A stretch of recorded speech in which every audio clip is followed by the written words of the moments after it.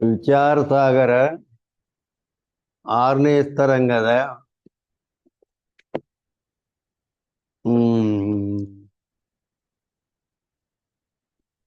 443ನೇ ಅಂಕದ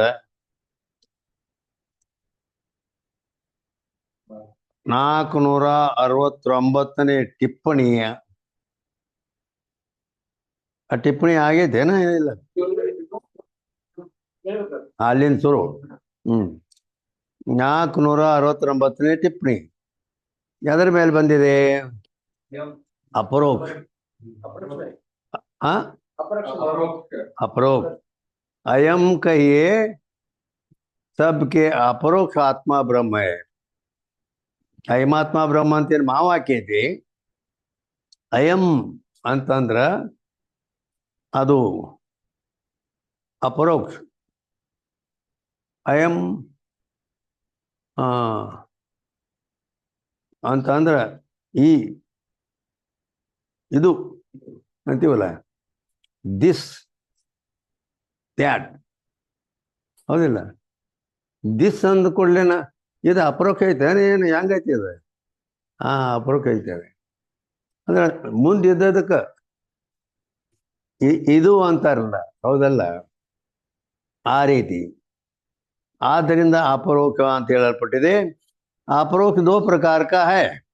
ಅಪರೋಕ್ಷ ಅನ್ನೋದು 2 ಪ್ರಕಾರವಿದೆ. ಒಂದು ಸ್ವಲ್ಪ ಲವಂಗ್ ಒಂದು ಜರ ಸೌಂಡ್ ಕೊಟ್ಟಂತ ಅರ್ಥ. एक तो स्वयं प्रकाश होने करी बुद्धि रूप ज्ञान का विषय जो आत्मा का स्वरूप सो अपरोक्ष है. 2 ಪ್ರಕಾರ ಅಂದರು. 2 ಪ್ರಕಾರ ಅಂದ್ರೆ ಯಾವಪ್ಪ ಅವು ಅಂದ್ರ,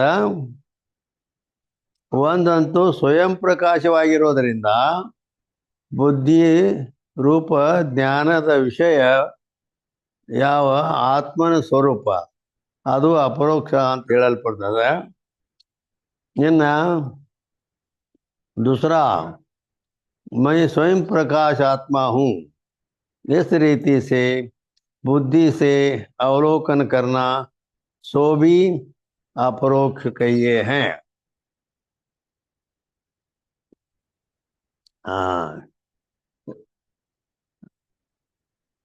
ಇನ್ ಮುಂದೆ ಹೇಳ್ತಾವ. ದಿನಮೇ 2 ಪ್ರಕಾರ ಹೇಳ್ಕೊಂಬಂದಿವಿ. ಅವು ಏನು ಹೇಳ್ಕೊಂಬಂದಿವಿ ನೀವು ಪಕ್ಕ ಗೊತ್ತಿಲ್ಲ. ನಾನು ಗೊತ್ತೈತಿ, ಏನು ಗೊತ್ತಾಯ್ತು ಇಲ್ಲ. ಪ್ರಥಮ ಅಪರೋಕ್ಷ, ಪ್ರಥಮ ಅಪರೋಕ್ಷ ಅದು 1ನೇ ನಂಬರ್ದಲ್ಲಿ ಹೇಳತ್ತಲ್ಲ, ಅದು ನಿತ್ಯ ಸದಾ ವಿದ್ಯಮಾನ. ಮೊದಲನೇದು ನಿತ್ಯದ. ನಿತ್ಯ ಅಂದ್ರೆ ಏನು? ಸದಾ ವಿದ್ಯಮಾನ ಅಂದ್ರೆ ಯಾವಾಗಲೂ ಇರೋದು.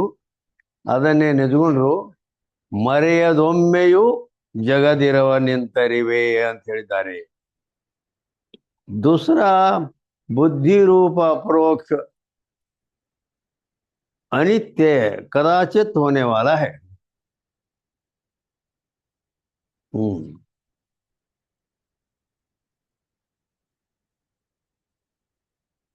ಒಂದೇದು ಸ್ವಪ್ರಕಾಶ ಆತ್ಮ ಇಲ್ಲ, ಸ್ವಯಂ ಪ್ರಕಾಶವಾಗಿರುವುದರಿಂದ ಬುದ್ಧಿ ಜ್ಞಾನದ ವಿಷಯ ಆತ್ಮನ ಸ್ವರೂಪ ಅದು ಅಪರೋಕ್ಷ ಅಂತ ಹೇಳಲ್ಪಡ್ತದೆ. 2ನೇದು ಸ್ವಪ್ರಕಾಶ ಆತ್ಮ. ನಾನು ಸ್ವಪ್ರಕಾಶ ಆತ್ಮನಿದ್ದೇನೆ ಅಂತ ಈ ರೀತಿ ಬುದ್ಧಿಯಿಂದ ಅವಲೋಕನ ಮಾಡ್ತಕ್ಕಂಥದ್ದು ಕೂಡ ಅಪರೋಕ್ಷ ಅಂತ ಹೇಳಲ್ಪಟ್ಟಿತು ಅಂತಂದ್ರು. ಅದರಲ್ಲಿ ಮೊದಲನೇದು ನಿತ್ಯ ಅಂದರು, 2ನೇದು ಅನಿತ್ಯ ಅಂದರು. ನಿಮಗೇನ ತಿಳಿತೇನೋ ಅಂತ. ಅದು ಹಿಂದಿ ಅದ, ಕನ್ನಡದಾಗ ಹೇಳೇ. ಮತ್ತು ಇಷ್ಟ ಅಲ್ಲ, ನಿಮ್ಮ ಗ್ರಂಥದಾಗ ಮುಂದೆ ಬಾರ್ದು ಪ್ರತ್ಯಕ್ಷ ಐತೆ. ಅದಕ್ಕೆ ನಿಮಗೆ ಏನ್ರ ಅದರ ಅರ್ಥ ಆಯ್ತೇನೋ ಅಂತ. ಅದಕ್ಕೆ ಗುರು ಬೇಕಾಗತ್ತೆ. ಇಂದ್ರ ಇಲ್ಲಿ ಬರಮ್ಮ ಆ ಬ್ಯಾಗ್ ತೆಗಿ ಬ್ಯಾಗ್. ಅಂದರೆ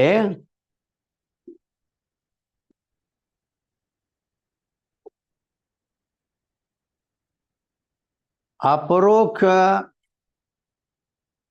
ಮಾಡೋದೇನೈತಲ್ಲ, ಅಂದ್ರೆ ಅದರ ಸಾಕ್ಷಾತ್ಕಾರ ಪ್ರತ್ಯಕ್ಷ ಆಗೋದು, ಇದು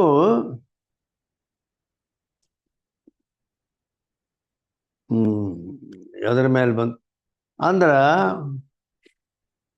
ಎದ್ರ ಮೇಲೆ ಬಂತಿದು ಅಪರೋಕ್ಷ ಅನ್ನೋದು? हाँ, अयम शब्द सबके अपरोक्ष अपरोक्ष आत्मा को ब्रह्म है. हाँ, ಅಂದರೆ ಸಾಮಾನ್ಯವಾಗಿ ಆತ್ಮ ಏನದಾನ? ಬ್ರಹ್ಮ ಚೈತನ್ಯ ಸ್ವರೂಪ ಆತ್ಮ. ಆತ್ಮ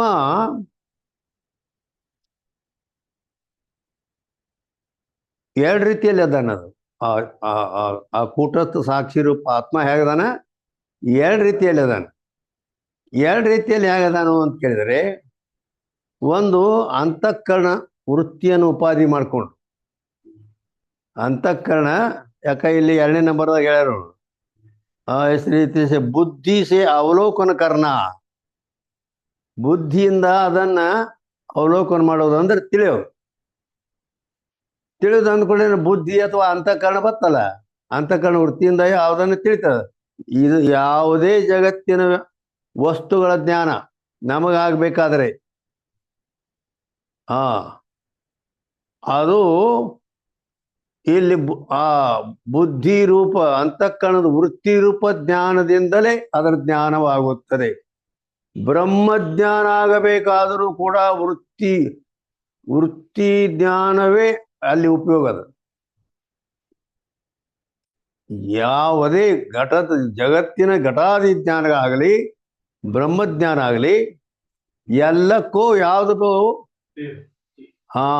ವೃತ್ತಿ ರೂಪ ಜ್ಞಾನ ಅದುವೇ ಉಪಯೋಗ. ಅದರಿಂದಲೇ ಎಲ್ಲ ಜ್ಞಾನ ನಮಗೆ ಆಗ್ತಾವ. ಹೊರಗಿನ ಘಟಪಟಾದಿ ವಸ್ತುಗಳ ಜ್ಞಾನ ಆಗಲಿ ಅಥವಾ ಬ್ರಹ್ಮಜ್ಞಾನ ಆಗಲಿ. ಬಹಳ ಮಹತ್ವದ ಮಾತೈತಿ ಇದು. ಆದರೆ ಅಲ್ಲಿ ಇದು ಇನ್ನೊಂದು ಏನದ ಅಂದ್ರೆ 2 ಪ್ರಕಾರದ ಅಂತ ಹೇಳಿದ್ನಲ್ಲ, ಅಲ್ಲ ಎಲ್ಲಿ ಹೇಳಿದ್ದಲ್ಲ, ಎಲ್ಲಿ ಹೇಳೋದು ಅದು ಅಲ್ಲಿ ಅಂದ್ರೆ ಈ ರೀತಿ ಅವ ವಾಸ್ತವಿಕವಾಗಿ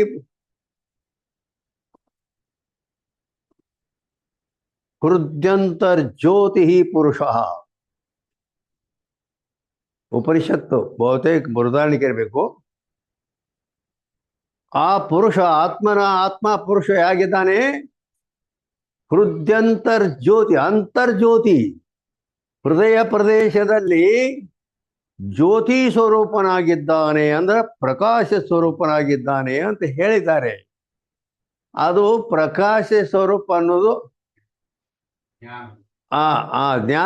ಜ್ಞಾನ ಪ್ರಕಾಶ ಒಂದರಲ್ಲಿ ಹೊರತದ. ಜ್ಞಾನ ಸ್ವರೂಪಂ ಯಾವುದಿಲ್ಲ. ಅಂದ ಮೇಲೆ ಆ ಜ್ಞಾನ ಸ್ವರೂಪ ಅಂತಕ್ಕಂಥದ್ದು ಅದು ವೃತ್ತಿ ರೂಪ ಜ್ಞಾನ ಮತ್ತು ಚೇತನ ರೂಪ ಜ್ಞಾನ ಅಂತ 2 ಪ್ರಕಾರವಾಗಿದೆ.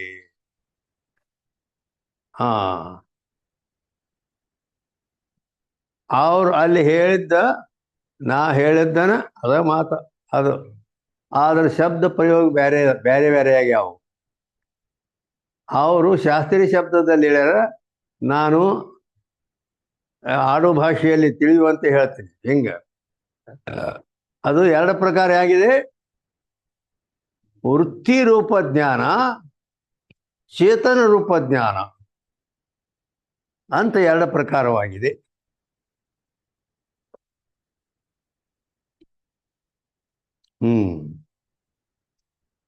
ಹಾಗಾದರೆ ವೃತ್ತಿ ರೂಪ ಜ್ಞಾನ ಅಂತ ಯಾವ್ದಕ್ಕೆ ಅನ್ಬೇಕು? ಅದರ ಲಕ್ಷಣ ಏನು ಅಂತ ಕೇಳಿದರೆ, ಕಲ್ಪಿತ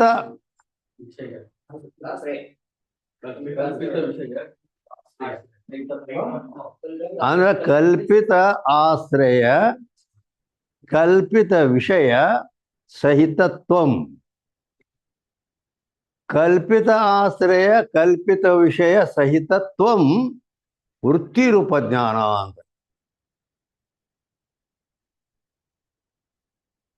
ಕಲ್ಪಿತ ಆಶ್ರಯ ಕಲ್ಪಿತ ವಿಷಯ ಸಹಿತತ್ವಂ.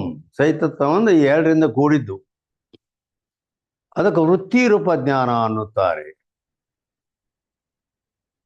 ಕಲ್ಪಿತ ಆಶ್ರಯ ಕಲ್ಪಿತ ವಿಷಯ ಸಹಿತತ್ವಂ ವೃತ್ತಿ ರೂಪ ಜ್ಞಾನ ಅಂತೇಳಿ.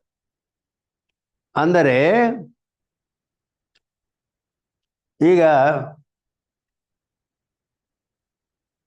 ಪತಂಗ ಗೊತ್ತದನ? ಪತಂಗ, ಆ ಪತಂಗ ಅಥವಾ ಗಾಳಿಪಟ ಆತರ ಎರಡು ಒಂದೇ. ಅದು ಮೇಲೆ ಆಕಾಶದಲ್ಲಿ ಹಾರ್ತಾ ಇದೆ. ಅದಕ್ಕೆ ಒಂದು ಸೂತ್ರ ಅಂದ್ರೆ ದಾರ ಇವನ ಕೈಯಲ್ಲಿದೆ. ಅದು ಮೇಲೆ ಗಗನದಲ್ಲಿ ಅದು ಅಲ್ಲಿ ಹೋಗಿ ನಿಂತು ಬಿಟ್ಟಿದೆ.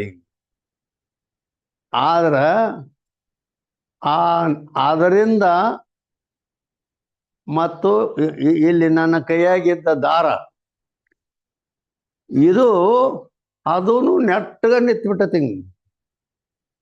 ಹೌದಿಲ್ಲ? ಅದು ಯಾಕೆ ಹಾಗೆ ನಿಂತದ ಅಂತಂದ್ರೆ ಅದಕ್ಕೆ ಆ ಕಡೆ ಆ ಪತಂಗ ವಾಯುವಶಾತ್ ಅದನ್ನ ಆ ಕಡೆಗೆ ಜಗ್ಗುತ್ತದ, ಅದು ಬಿಗಿ ಹಿಡ್ದದ. ಈ ಕಡೆ ನನ್ನ ಕೈ ಬಿಗಿ ಹಿಡ್ದದ. ಅದನ್ನು ಎರಡರ ಮಧ್ಯದಲ್ಲಿ ಆ ದಾರ ಹೇಗಿದೆಯೋ ಹಾಗೆ ಈ ವೃತ್ತಿ ರೂಪ ಜ್ಞಾನವಿರುತ್ತದೆ. ಹೇಳ್ತಾನೆ. ಅದಕ್ಕೆ ಏನಂದೀವಿ ನಾವು? ಕಲ್ಪಿತ ಆಶ್ರಯ ಕಲ್ಪಿತ ವಿಷಯ ಸಹಿತತ್ವಂ. ಅದಕ್ಕೆ ಅವ ಲಕ್ಷಣ ಮಾಡಿ ಅದಕ್ಕೆ ಪ್ರಮಾಣ ಕೊಟ್ಟು ಮತ್ತು ದುಷ್ಟ ಅಂತ ಹೇಳಿದಾಗ ಗೊತ್ತಾಗೋದು. ಅಂದ್ರ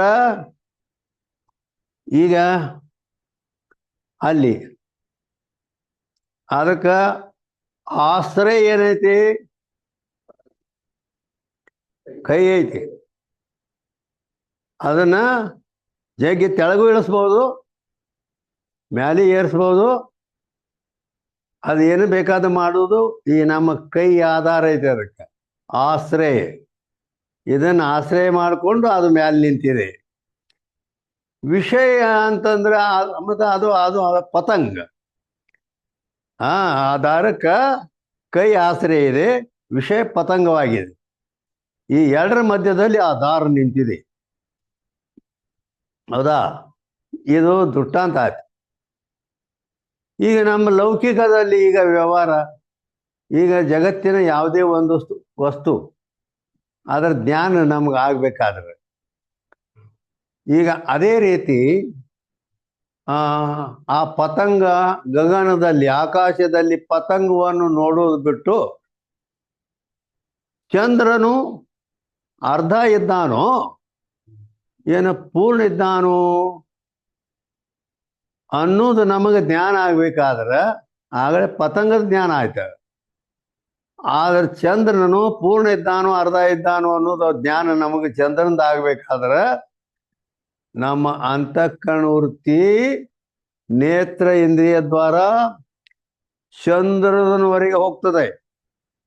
ಚಂದ್ರ ಎಷ್ಟು ದೂರದಾನ ಆದ್ರೂ ವೃತ್ತಿ ಹೋಗುತ್ತದೆ, ಅಲ್ಲಿ ತನಕ ಹೋಗೋದು. ಎಲ್ಲಿ ತನಕ ಹೋಗೋದಿಲ್ಲ ಅಲ್ಲಿ ತನಕ ಅದರ ಜ್ಞಾನ ಆಗೋದಿಲ್ಲ ಅದಕ್ಕೆ. ಹೇ ಅದು ಬರೀ ಹೋದ್ರಾಟ ಅಲ್ಲ, ಹೋಗ್ಬೇಕು, ಅದರೊಡನೆ ಸಂಬಂಧ ಆಗ್ಬೇಕು, ಅದರ ಆಕಾರ ತಾಳ್ಬೇಕು, ಅದರ ಆವರಣ ಭಂಗ ಆಗ್ಬೇಕು, ಅವಾಗ ಜ್ಞಾನ ಆಗ್ಬೇಕು. ಎಷ್ಟು ಕೆಲಸ ಐತೆ ಅಲ್ಲಿ. ಹೌದಿಲ್ಲ? ಆದ್ದರಿಂದ ಈ ರೀತಿ ಇಲ್ಲಿ ನಾವು ಹಿಡಿದಂಥ ಇದು ಅಲ್ಲಿ ಇದು ಎಲ್ಲಿಂದ ಹೊರಟಿದೆ? ಈ ಅಂತಃಕರಣ ವೃತ್ತಿ ಅಲ್ಲ, ಅಂತಃಕರಣದ ಯಾವುದೇ ಜ್ಞಾನಗಳು, ಬೇಕಾದ ಜ್ಞಾನ ಇರಲಿ, ಅದು ಬ್ರಹ್ಮಜ್ಞಾನ ಇರಲಿ, ಒಂದು ಲೌಕಿಕ ಜ್ಞಾನವೇ ಇರಲಿ, ಎಲ್ಲ ಜ್ಞಾನಗಳಿಗೆ ಆಶ್ರಯ ಅಂತಃಕರಣವಿದೆ. ಇದು ಗೊತ್ತಿರ್ಬೇಕು ನಿಮಗೆ. ಜ್ಞಾನ ಅಂದ್ರೆ ಅಂತಃಕರಣವನ್ನು ಬಿಟ್ಟು ಇರೋದೇ ಇಲ್ಲ, ಅಲ್ಲಿಯೇ ಜ್ಞಾನ ಆಗ್ಬೇಕು. ಅದಕ್ಕೆ ಅಂದ್ರ ಈ ರೀತಿ ಇಲ್ಲಿ ಅಂತಃಕರಣದಲ್ಲಿ ಇವು ಜ್ಞಾನ ಆಗ್ತಾವ ಅಂತೇಳಿ, ಅದಕ್ಕಾಗಿ ಮತ್ತಂದ ಮೇಲೆ ಆ ಎಲ್ಲ ಜ್ಞಾನಗಳಿಗೆ ಆಶ್ರಯ ಯಾವುದು? ಅಂತಃಕರಣ ಆಯ್ತು. ಅಂತಃಕರಣ ಆಯ್ತು. ಅಂತಃಕರಣ ಏನು ಸತ್ಯ ಅದನ? ಸತ್ಯ ಇಲ್ಲ, ಕಲ್ಪಿತ ಐತೆ, ಅದು ಕಲ್ಪಿತ ಐತೆ. ಆದ್ದರಿಂದ ಆ ಜ್ಞಾನಕ್ಕೆ ಆಶ್ರಯವಾದ ಅಂತಃಕರಣ ಕಲ್ಪಿತವಿದೆ. ಆದ್ದರಿಂದ ಕಲ್ಪಿತ ಆಶ್ರಯ ಅನ್ನುವ ಶಬ್ದ ಕೂಡಿದೆ ಅಲ್ಲಿ. ಕಲ್ಪಿತ ಆಶ್ರಯ ಅಂದ್ರೆ ಕಲ್ಪಿತ ವಿಷಯ ಯಾವ ವಸ್ತುವಿನನ್ನು ವಿಷಯ ಮಾಡಿದೆ?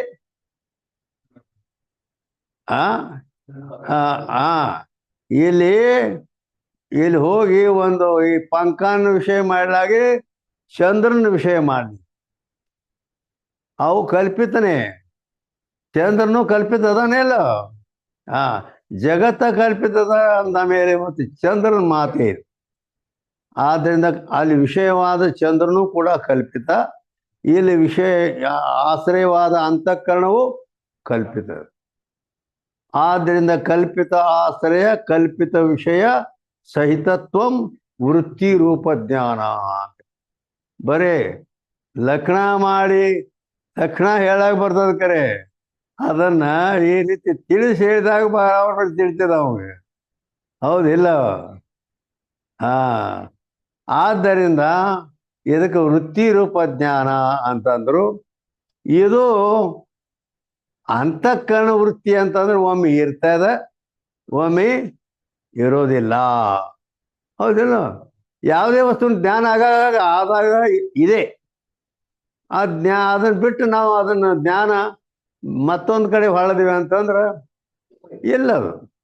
ಆದ್ದರಿಂದ ಇಲ್ಲಿ ಏನು ಹೇಳಿದ್ರು ಅವರು? ಅದು ಅನಿತ್ಯದ ಅಂತ ಹೇಳಿದ್ರು. ಇಲ್ಲದಿಲ್ಲ ಕೊನೆಗೆ ಅನಿತ್ಯ ಅಂತ ಹೇಳಿದ್ರು ಅವರು. ಇಲ್ಲಿ ತನಕ ನಾ ಹೇಳಿದ್ದು ವೃತ್ತಿ ರೂಪ ಜ್ಞಾನದ ಬಗ್ಗೆ, ಅದನ್ನು ಹೇಳೇವಿ. ಇನ್ನೊಂದು ಜ್ಞಾನ, ಅದು ಸ್ವರೂಪ ಜ್ಞಾನ ಅಥವಾ ಚೇತನ ರೂಪ ಜ್ಞಾನ ಅನ್ಬೇಕಾದ್ರೆ. ಅದು ಚೇತನ ರೂಪ ಜ್ಞಾನ. ಇದು ಅಂತಃಕರಣ ವೃತ್ತಿ ರೂಪ ಜ್ಞಾನ, ಅದು ಚೇತನ ರೂಪ ಜ್ಞಾನ.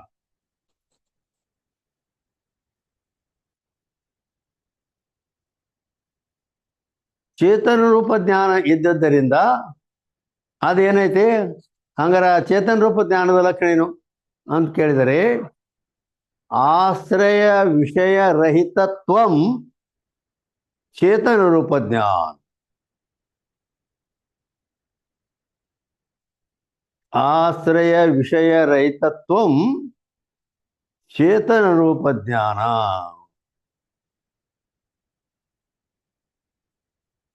ಆಶ್ರಯ ವಿಷಯ ರಹಿತತ್ವಂ ಚೇತನ ರೂಪ ಜ್ಞಾನ.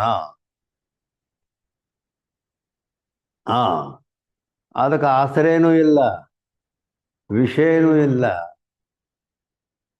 ಆದ್ದರಿಂದ ಸ್ವಯಂ ಅದಕ್ಕೆ ನಾರದ ಕೇಳಿದ ತನ್ನ ಗುರುಗಳಾದ ಸನತ್ ಕುಮಾರರಿಗೆ, ಈ ಬ್ರಹ್ಮ ಎಲ್ಲಿರ್ತದ ಅಂತ ಕೇಳಿದ. ಎಲ್ಲಿರ್ತದ ಅದು ಕೇಳ್ಕೊಳ್ಳೆ ಅವ್ರು ಹೇಳಿದ್ರು ಸ್ವೇ ಮಹಿಮ್ನಿ ಅಂತ. ಸನತ್ ಕುಮಾರ್ ಏನಂದ್ರು? ಸ್ವೇ ಮಹಿಮಿ. ಸ್ವೇ ಅಂದ್ರೆ ತನ್ನ ಮಹಿಮೆಯಲ್ಲಿ ತಾನಿರುತ್ತದೆ, ಇನ್ನೊಂದನ್ನು ಆಶ್ರಯ ಮಾಡ್ಕೊಂಡು ಇರೋದು ಅಲ್ಲದು. ತನ್ನ ಮಹಿಮೆಯಲ್ಲಿ ತಾನಿರುತ್ತದೆ. ಅದಕ್ಕೆ ಯಾವುದರ ಅಪೇಕ್ಷೆ ಇಲ್ಲ, ಬೇರೆ ವಸ್ತುವಿನ ಅಪೇಕ್ಷೆ ಮಾಡೋದಿಲ್ಲ, ಅದು ಯಾವುದೂ ಇಲ್ಲ. ಅದು ಹಂಗ ಲೆಕ್ಕದಿಂದ ಕಡೆ ಜ್ಞಾನದ ಕೊನೆ ನೋಡ್ಬೇಕಂದ್ರೆ ಅದನ್ನು ಬಿಟ್ಟು ಇನ್ನೊಂದು ವಸ್ತು ಏನೂ ಇಲ್ಲ ಇಲ್ಲ ಅಂತ ಹೇಳ್ಬಿಡ್ತದೆ. ಹೇಗದೆ ಅದಕ್ಕೆ ಈ ಟಿಪ್ಪಣಿಯಲ್ಲಿ ಈ ರೀತಿ ಅದು ಎರಡು ಪ್ರಕಾರ ಅದನ್ನ ಸರಿಯಾಗಿ ತಿಳಿಸಿಕೊಂಡು ಬಂತಿ ಅಪರೋಕ್ಷ ಅನ್ನೋ ಬಗ್ಗೆ. ಇನ್ನು ಮೇಲೆ ಇಲ್ಲಿ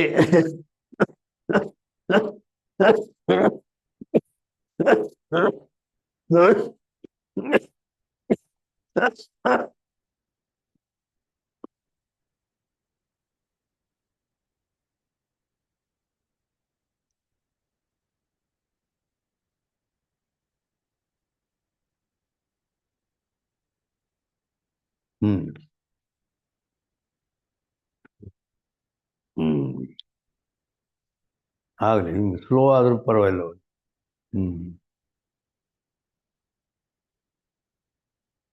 ಈಗ 3ನೇ ನಂಬರ್ದಿಂದ ಏನು ಹೇಳ್ತಾರೆ? ಆತ್ಮ ಬ್ರಹ್ಮ ಹೈ ये ಜ್ಞಾನ का ಮಾರ್ಗ. ಅಹಂ ಬ್ರಹ್ಮಾಸ್ಮಿ. ಆಗಲೇ ಐಮಾತ್ಮ ಬ್ರಹ್ಮ ಹೇಳಿದ್ರು ಅವರು. ಅಹಂ ಬ್ರಹ್ಮಾಸ್ಮಿ.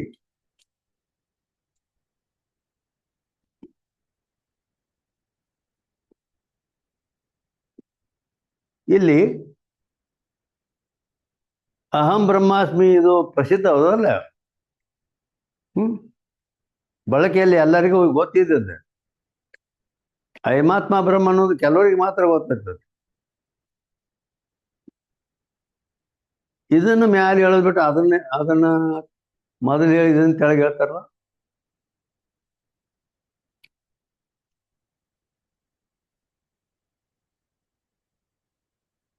ಯಾರ ನೀವು ಶಾಸ್ತ್ರ ಹಿಂಗೆ ಕೇಳಿದ್ರಿ ಅಂದ್ರೆ ಏನ್ ಮಾಡ್ತೀರಿ ಅಂತ.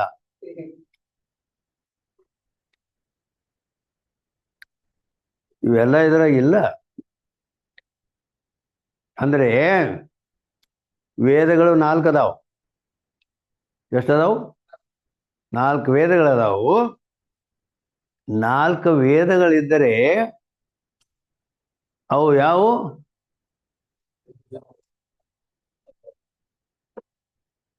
ಅಂದ್ರ ವೇದಗಳು ಸಾಮವೇದ, ಬೃಹದಾರಣ್ಯಕ ವೇದ ಹಿಂಗೆ ಹೇಳೋದು ಸರಿಯಲ್ಲ.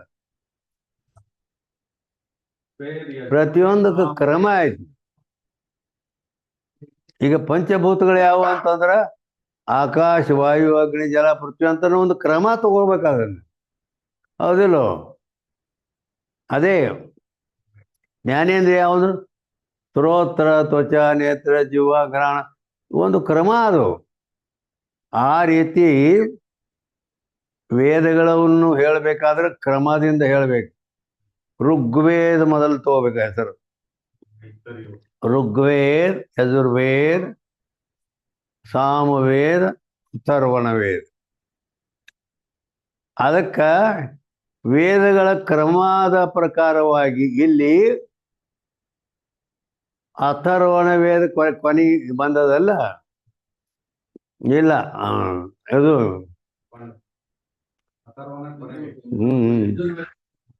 ಏನಿಲ್ಲ, ಅದ ನಾನೇ ತಪ್ಪಿದ್ದೀನಿ ಬಿಡು. ಐಮಾತ್ಮ ಬ್ರಹ್ಮ ಇದು ಕೊನೆಗೆ ಅದ ಇಲ್ಲ ಅದ ಈಗ ನಾವು ಜರ ಗಡ್ಬಡ ಆಯ್ತು ಅದು. ಇರ್ಲಿ, ಇಲ್ಲಿ ಎಲ್ಲ ಈ ಕಡೆ ಮೊದಲು ಅವ್ರು ಹೇಳ್ಕೊತ ಬಂದಾರೆ. ಈ ಮಹಾವಾಕ್ಯಗಳನ್ನು ಬರೆಯುವಾಗ ಒಂದು ಇಲ್ಲಿದ್ ಬಿಡು, ಇದು ಒಂದು ಸ್ವಲ್ಪ ನಾ ಹೇಳಲ್ಲಿ ಸ್ವಲ್ಪ ಹೊರಪಾಠ ಆಯ್ತು. 4 ವೇದಗಳದಾವ. 4 ಋಗ್ವೇದ, ಯಜುರ್ವೇದ, ಸಾಮವೇದ, ಅಥರ್ವಣವೇದ. ಅಲ್ಲದೆ ಆ 4 ವೇದಗಳಿಗೆ 4 ಮಹಾವಾಕ್ಯಗಳು.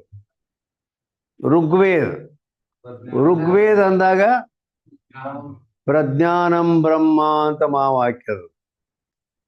ಯಜುರ್ವೇದ್ ಅಹಂ ಬ್ರಹ್ಮಾಸ್ಮಿ, ಸಾಮವೇದ್ ತತ್ವಮಸಿ, ಆಮೇಲೆ ಅಥರ್ವಣ ವೇದ್ ಅಯಮಾತ್ಮ ಬ್ರಹ್ಮ ಅಂತೇಳಿ. ಅದಕ್ಕಾಗಿ ಅಲ್ಲಿ ಈ ಕಡೆ ಹಿಂದಿಂದ ಬಂದದ. ಅಂದ್ರ ಈ ರೀತಿ ಅಲ್ಲಿ ಎಲ್ಲೇ ಬರಿಬೇಕಾದ್ರು ಈ ಹುಬ್ಬಳ್ಳಿ ಸಿದ್ಧಾರೂಢ ಮಠದಲ್ಲಿ ನೋಡಿರಿ ನೀವು. ಸಿದ್ಧಾರೂಢರೇನು ಕುಂತಾರಲ್ಲ ಗಲ್ಲಿನ ಮೇಲೆ ಮೂರ್ತಿ, ಆ ಮೂರ್ತಿಗೆ ಮಗ್ಗಲಿಗೆ 4 ವೇದಗಳನ್ನು ಬರೆಯಲ್ಪಟ್ಟಿವೆ. 4 ವೇದ, 4 ಮಹಾವಾಕ್ಯಗಳನ್ನು ಕೂಡ ಬರೆಯಲ್ಪಟ್ಟಿವೆ. 4 ಮಹಾವಾಕ್ಯ ಮುಂದಿನ ಭಾಗದಲ್ಲಿ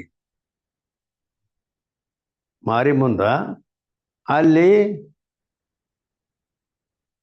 ಪ್ರಜ್ಞಾನಂ ಬ್ರಹ್ಮ ಅಂತ ಐತಿ. ಆ ಸಿದ್ಧಾರೂಢ ಬಲಕಿನ ಮಗ್ಗಲ ಅಹಂ ಬ್ರಹ್ಮಾಸ್ಮಿ ಅಂತ ಐತಿ. ಎಲ್ಲಿ ಸುತ್ತಲಾಕ ನಾವು ಹೋಗ್ತೇವೋ ಹಿಂಗ ಆ ಮೂರ್ತಿ ಸುತ್ತ ಪ್ರದಕ್ಷಿಣೆ ಮಾಡ್ಲಿಕ್ಕೆ ಏನು ಹೋಗ್ತೇವಲ್ಲ, ಮೊಟ್ಟ ಮೊದಲು ಏನು ಹೇಳ್ತೈತಿ, ಇಲ್ಲಿ ಮಾರಿ ಮುಂದಿದ್ದದ್ದು ಪ್ರಜ್ಞಾನಂ ಬ್ರಹ್ಮ, ಅಲ್ಲಿ ಅಹಂ ಬ್ರಹ್ಮಾಸ್ಮಿ ಅಂತದ. ಬೆನ್ನಿನ ಹಿಂದ ತತ್ವಮಸಿ ಅದ. ಆ ಸಿದ್ಧಾರೂಢ ಎಡಕಿನ ಮಗ್ಗಲ ಐಮಾತ್ಮ ಬ್ರಹ್ಮ ಅದ. ಹೀಗದ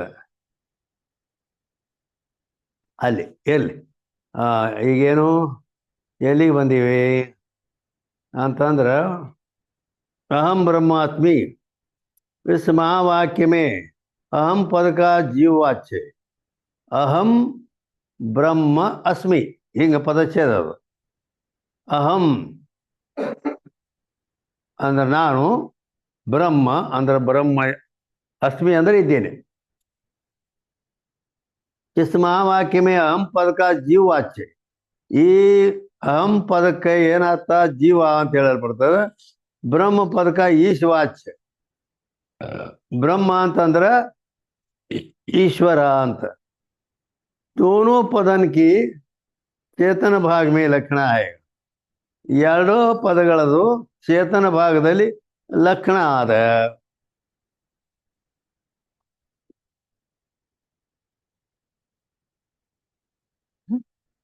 ಏನು ಗೊತ್ತಾತ?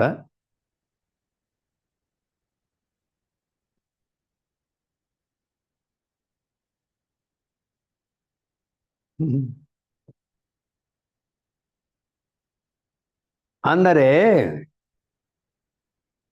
ಇಲ್ಲಿ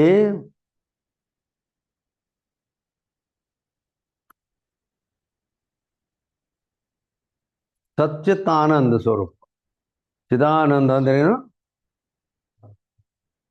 ಸಚ್ಚಿತ್ ಆನಂದ. ಸಚ್ಚಿತ್ ಆನಂದಗಳು. ಸಚ್ಚಿತ್ ಆನಂದ ಅಂದ್ರೆ ಬ್ರಹ್ಮದ ಸ್ವರೂಪ ಹೌದಲ್ಲ ಇವು? ಏನು ಮತ್ತೇನೇನ್ರ?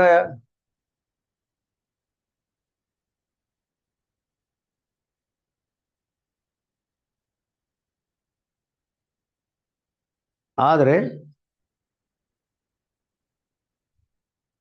ಇದು ಶಾಸ್ತ್ರ ಒಪ್ಕೊಳ್ಳೋದಿಲ್ಲ.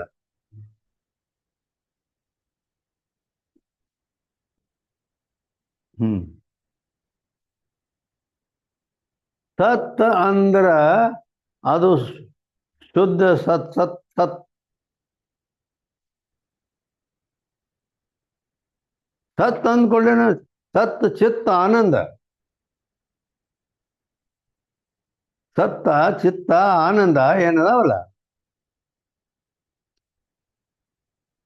ಅವರು. ಸತ್ತ ಚಿತ್ತ ಆನಂದ ಅಂದ್ಕೊಳ್ಳೇನ ಇವು ಆತ್ಮನ ಸ್ವರೂಪ ಲಕ್ಷಣಗಳದಾವ ಲೆಕ್ಕದಿಂದ. ಆದರೂ ಕೂಡ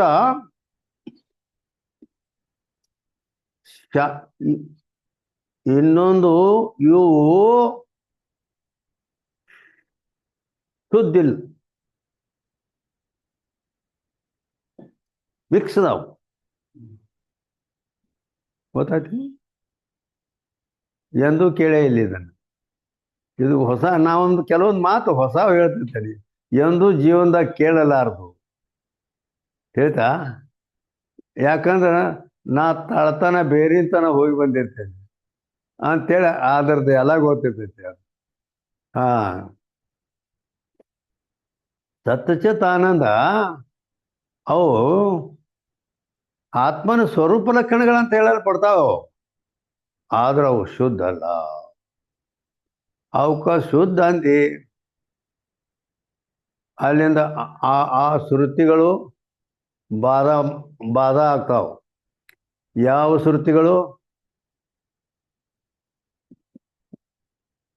ತೈತ್ತಿರೀಯ ಉಪನಿಷತ್ತಿನ ಯಥೋ ವಾಚ್ಯೋ ನಿವರ್ತಂತೆ ಅಪ್ರಾಪ್ಯ ಮನಸಾ ಸಹ. ಯಥೋ ವಾಚ್ಯೋ ನಿವರ್ತಂತೆ ಅಪ್ರಾಪ್ಯ ಮನಸಾ ಸಹ ಅಂದ್ರ ಮಾತು ಮನಗಳಿಂದ ಅತ್ತತ್ತ ಮೀರಿದ ಅಂತ ಹೇಳಿದ್ದು. ಮತ್ತು ಅದು ಅದರ ಹಿಂಗೆ ಹೇಳ್ತತಿ, ಮಾತಿಗೂ ನೆಲ್ಕಂಗಿಲ್ಲ ಮನಸ್ಸಿಗೆ ನೆಲ್ಕಂಗಿಲ್ಲ ಅಂತ ಅದು ಹೇಳ್ತತಿ. ಹಾ, ಮತ್ತು ಎನ್ ಮನಸ ನ ಮನುತೆ ಏನಾಹುರ್ ಮನೋಮತಂ ತದೇವ ಬ್ರಹ್ಮತ್ವಂ ವಿದ್ದೀನೇದಂ ಯದಿದ ಮುಪಾಸತೆ. ಕೇನುಪನಿಷತ್, ಸಾಮವೇದ ಕೇನುಪನಿಷತ್ ಹೇಳ್ತದ. ಅಂದ್ರೆ ಇವು ವಿಷಯ ಆಗೋದಿಲ್ಲ ಅಂತ ಹೇಳ್ತಾವು. ಮತ್ತು ನೀ ಸತ್ತ ಚಿತ್ತ ಆನಂದತೆ ಹೇಳ್ತೀಯಲ್ಲಪ್ಪ, ಇದು ಹೊಸ ಮಾತು ಹೌದಲ್ಲ. ಎಲ್ಲ ಆತ್ಮನ ಸ್ವರೂಪ ಲಕ್ಷಣ, ಇವು ಬ್ರಹ್ಮದ ಸ್ವರೂಪ ಲಕ್ಷಣಗಳೇ ಯಾವ ಅವು. ಮತ್ತು ಅಂದ ಮೇಲೆ ಇವು ಆ ಶ್ರುತಿ ಏನು ಹೇಳ್ತದೆ? ಈ ಸತ್ ಚಿತ್ತ ಆನಂದಗಳು ಕೂಡ ಮಾತಿನಿಂದ ಮನಸ್ಸಿನಿಂದ ಹೇಳಲಿಕ್ಕೆ ಬರೋದಿಲ್ಲ. ಅಂದ್ರೆ ಏನು ಮತ್ ಮಾಡ್ತೀಯಾ ಇಲ್ಲಿ? ಏನು ಮಾಡ್ತೀಯಾ ಅಂತಂದ್ರೆ ಅದು ಶುದ್ಧ ಇಲ್ಲ, ಮಿಕ್ಸ್ ಅದ ತಿಳ್ಕೊಬೇಕು. ಅದು ನಾವು ಹೇಳಬೇಕಾದ್ರೆ ಅದು ಮಿಕ್ಸ್ ಅದಾದ್ರೆ ಮಿಕ್ಸ್ ಇದ್ದಾಗ ಹೇಳಕ್ ಬರ್ತದೆ ನಮಗೆ.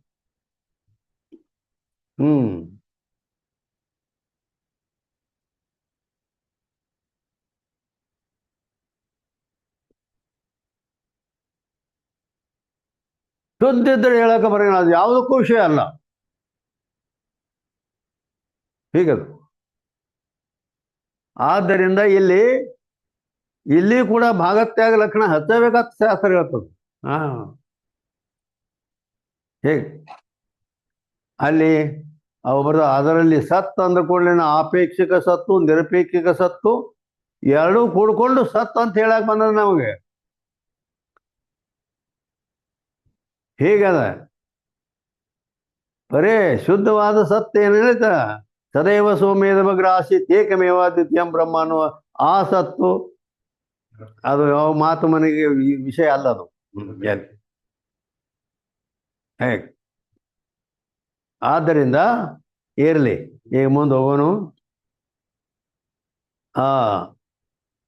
ಏನಂತ?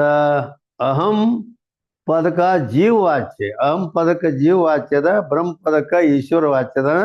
दोनों पद की चेतन मात्र में लक्षण. दोनों ಪದಗಳಲ್ಲಿ ಚೇತನ ಮಾತ್ರದಲ್ಲಿ ಲಕ್ಷಣ ಅಂತಂದ್ರೆ ಇಲ್ಲಿ ಭಾಗತ್ಯಾಗ ಲಕ್ಷಣ ಮಾಡು.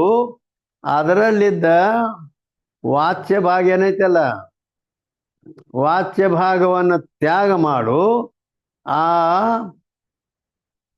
ಅದರಲ್ಲಿ ಚೇತನ ಭಾಗ ಅಂದ್ರೇನು? ಲಕ್ಷ್ಯ ಭಾಗ. ವಾಚ್ಯ ಲಕ್ಷ್ಯ, ವಾಚ್ಯಾರ್ಥ ಲಕ್ಷ್ಯಾರ್ಥ ಅದಾವಲ್ಲ, ವಾಚ್ಯಾರ್ಥವನ್ನು ತ್ಯಾಗ ಮಾಡು. ಲಕ್ಷ್ಯಾರ್ಥವನ್ನು ಲಕ್ಷಣ ಅಂದ್ರೆ ಇಲ್ಲಿ ಚೇತನ ಮೇ ಲಕ್ಷಣ ಅಂದ್ರ ಅವರು. ಲಕ್ಷಣ ಅಂದ್ರೆ ಲಕ್ಷಣ ಅಂದ್ರೆ ಲಕ್ಷಣ ಅಂದ್ರೆ ಗ್ರಹಣ ಮಾಡಂತ. ವಾಚ್ಯಾರ್ಥವನ್ನು ತ್ಯಾಗ ಮಾಡು, ಲಕ್ಷಾರ್ಥವನ್ನು ಲಕ್ಷಣ ಅಂದ್ರೆ ಗ್ರಹಣ ಮಾಡ. ಅಲ್ಲಗಾದ ಹೆಂಗೆ ಹೇಳ್ತಿ ನೋಡಿ, ಭಾಗ ತ್ಯಾಗ ಲಕ್ಷಣ ಅಂದ್ರೆ ವಾಚ್ಯ ಭಾಗ ಐತಿ. ಅಂದ ಮೇಲೆ ಆ ವಾಚ್ಯ ಭಾಗದಲ್ಲಿ ಒಟ್ಟು ಕೂಡ್ಕೊಂಡೈತೆ ಅದಕ್ಕೆ ನೀ ಭಾಗ ಮಾಡು. ಭಾಗ ಮಾಡಂದ್ರೆ ವಾಚ್ಯಾರ್ಥ ವಿರೋಧಿ ಭಾಗ ಎಟ್ಟೈತಲ್ಲ ಅದು ಬ್ಯಾರೆ ಭಾಗ ಮಾಡು ವಾಚ್ಯಾರ್ಥ. ಲಕ್ಷ್ಯಾರ್ಥ ಏನೈತಿ ಶುದ್ಧ ಚೇತನ, ಅದನ್ನು ಈ ಕಡೆ ಬ್ಯಾರೆ ಮಾಡು. ಇದು ಭಾಗ ಭಾಗ ಮಾಡಿ. ತ್ಯಾಗ ತ್ಯಾಗ ಅಂದ್ರೆ ವಿರೋಧಿ ಭಾಗ ಎಟ್ಟದಾವಲ್ಲ ಅವು ಎಲ್ಲ ತ್ಯಾಗ ಮಾಡು. ಭಾಗ ತ್ಯಾಗ ಮುಂದೇನು ಲಕ್ಷಣ. ಲಕ್ಷಣ ಅಂದ್ರೆ ಏನು ಮಾಡ್ತೀವಿ? ಆ ಲಕ್ಷ್ಯಾರ್ಥವನ್ನು ಗ್ರಹಣ ಮಾಡ. ಹಾ, ಲಕ್ಷಣ ಅನ್ನೋದಕ್ಕೆ ಈ ರೀತಿ ಅರ್ಥ ಅದು. ಹಾ, ಎಲ್ಲಿ ಮೈ ಬ್ರಹ್ಮ ಹೂ ये वाक्य का अर्थ है. ನಾನು ಬ್ರಹ್ಮನಿದ್ದೇನೆ ಅನ್ನೋದು ಈ ವಾಕ್ಯದ अर्थ है. प्रज्ञानमानंदम ब्रह्म, इस महावाक्य में प्रज्ञान पद जीववाच्य है. प्रज्ञान प्रज्ञानम प्रज्ञानम ब्रह्म ಯಾವುದಿದು? ಇದು ಯಾವ ಮಹಾವಾಕ್ಯ? ಇಟ್ಟೋತನ ಹೇಳೇನ.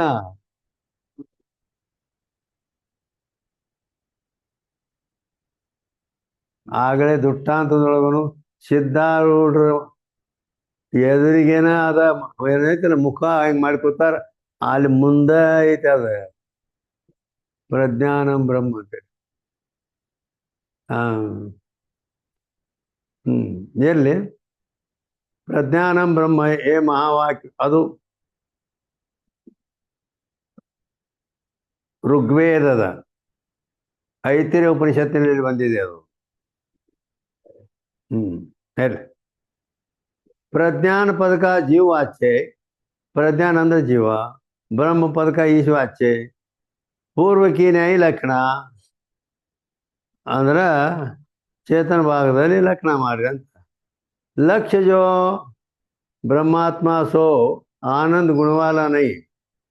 ಆ ಲಕ್ಷ್ಯವಾದ ಯಾವ ಬ್ರಹ್ಮಾತ್ಮರು ಆನಂದ ಗುಣ ಉಳ್ಳವರು ಅಲ್ಲ, ಕಿಂತು ಆನಂದ ರೂಪ ಇದ್ದಾರೆ ಅನ್ನೋ ಅರ್ಥವನ್ನು ತಿಳಿಸುವ ಸಲುವಾಗಿ ಜನಾವಣೆಗೂ ಆನಂದ ಪದ. ಇಲ್ಲಿ ಅದು ಮಹಾವಾಕ್ಯದಲ್ಲಿ ಇಲ್ಲದು, ಏನಿಲ್ಲ. ಹಾ, ಪ್ರಜ್ಞಾನಮಾನಂದಂ ಬ್ರಹ್ಮ ಅಂತ ಹೆಂಗ್ ಕೆಲವರು ಹೇಳ್ತಾರು ಬರಿತಾರ, ತಪ್ಪ. ಅಂದ್ರ ವೇದದಲ್ಲಿ ಅದು ಇಲ್ಲ. ಪ್ರಜ್ಞಾನಂ ಬ್ರಹ್ಮ ಇಷ್ಟೇ ಐತೆ.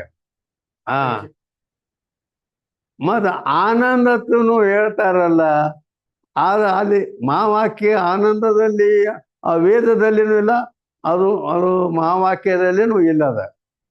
ಆದ್ರ ಅದನ್ನ ಇವ್ರು ಒಂದು ತಿಳಿಸೋ ಸಲುವಾಗಿ ಇಲ್ಲಿ ಗ್ರಂಥಕರ್ತರು ಏನ್ ಮಾಡ್ಯಾರ ಅಂದ್ರ, ಆ ಆತ್ಮ ಏನದಾನಲ್ಲ ಅವ ಪ್ರಜ್ಞಾನ ಅಂದ್ರೆ ಜ್ಞಾನ ಸ್ವರೂಪದಾನ. ಮತ್ತು ಆನಂದ ಸ್ವರೂಪನು ಅದಾನ. ಆದ್ರ ನೈಯಾಯಿಕರು ಏನ್ ಮಾಡ್ತಾರ, ಆನಂದ ಅವರು ಯುವಕರು ಒಪ್ತಾರ. ನೈಯಾಯಿಕರು ಆತ್ಮನಲ್ಲಿ ಜ್ಞಾನ ಮೊದಲಾದ ಗುಣಗಳನ್ನು ಒಪ್ತಾರ. ಆದ್ರ ಭಾಳ ವಿಲಕ್ಷಣತೆ ಐತಿ ನೋಡ್ರಿ. ನಮ್ಮ ಆತ್ಮ ಜ್ಞಾನ ಸ್ವರೂಪ ಚೈತನ್ಯ ಸ್ವರೂಪ ಅದಾನ. ನೈಯಾಯಿಕರ ಆತ್ಮ ಕಲ್ಲಿನಂತೆ ಜಡ ಅದಾನ.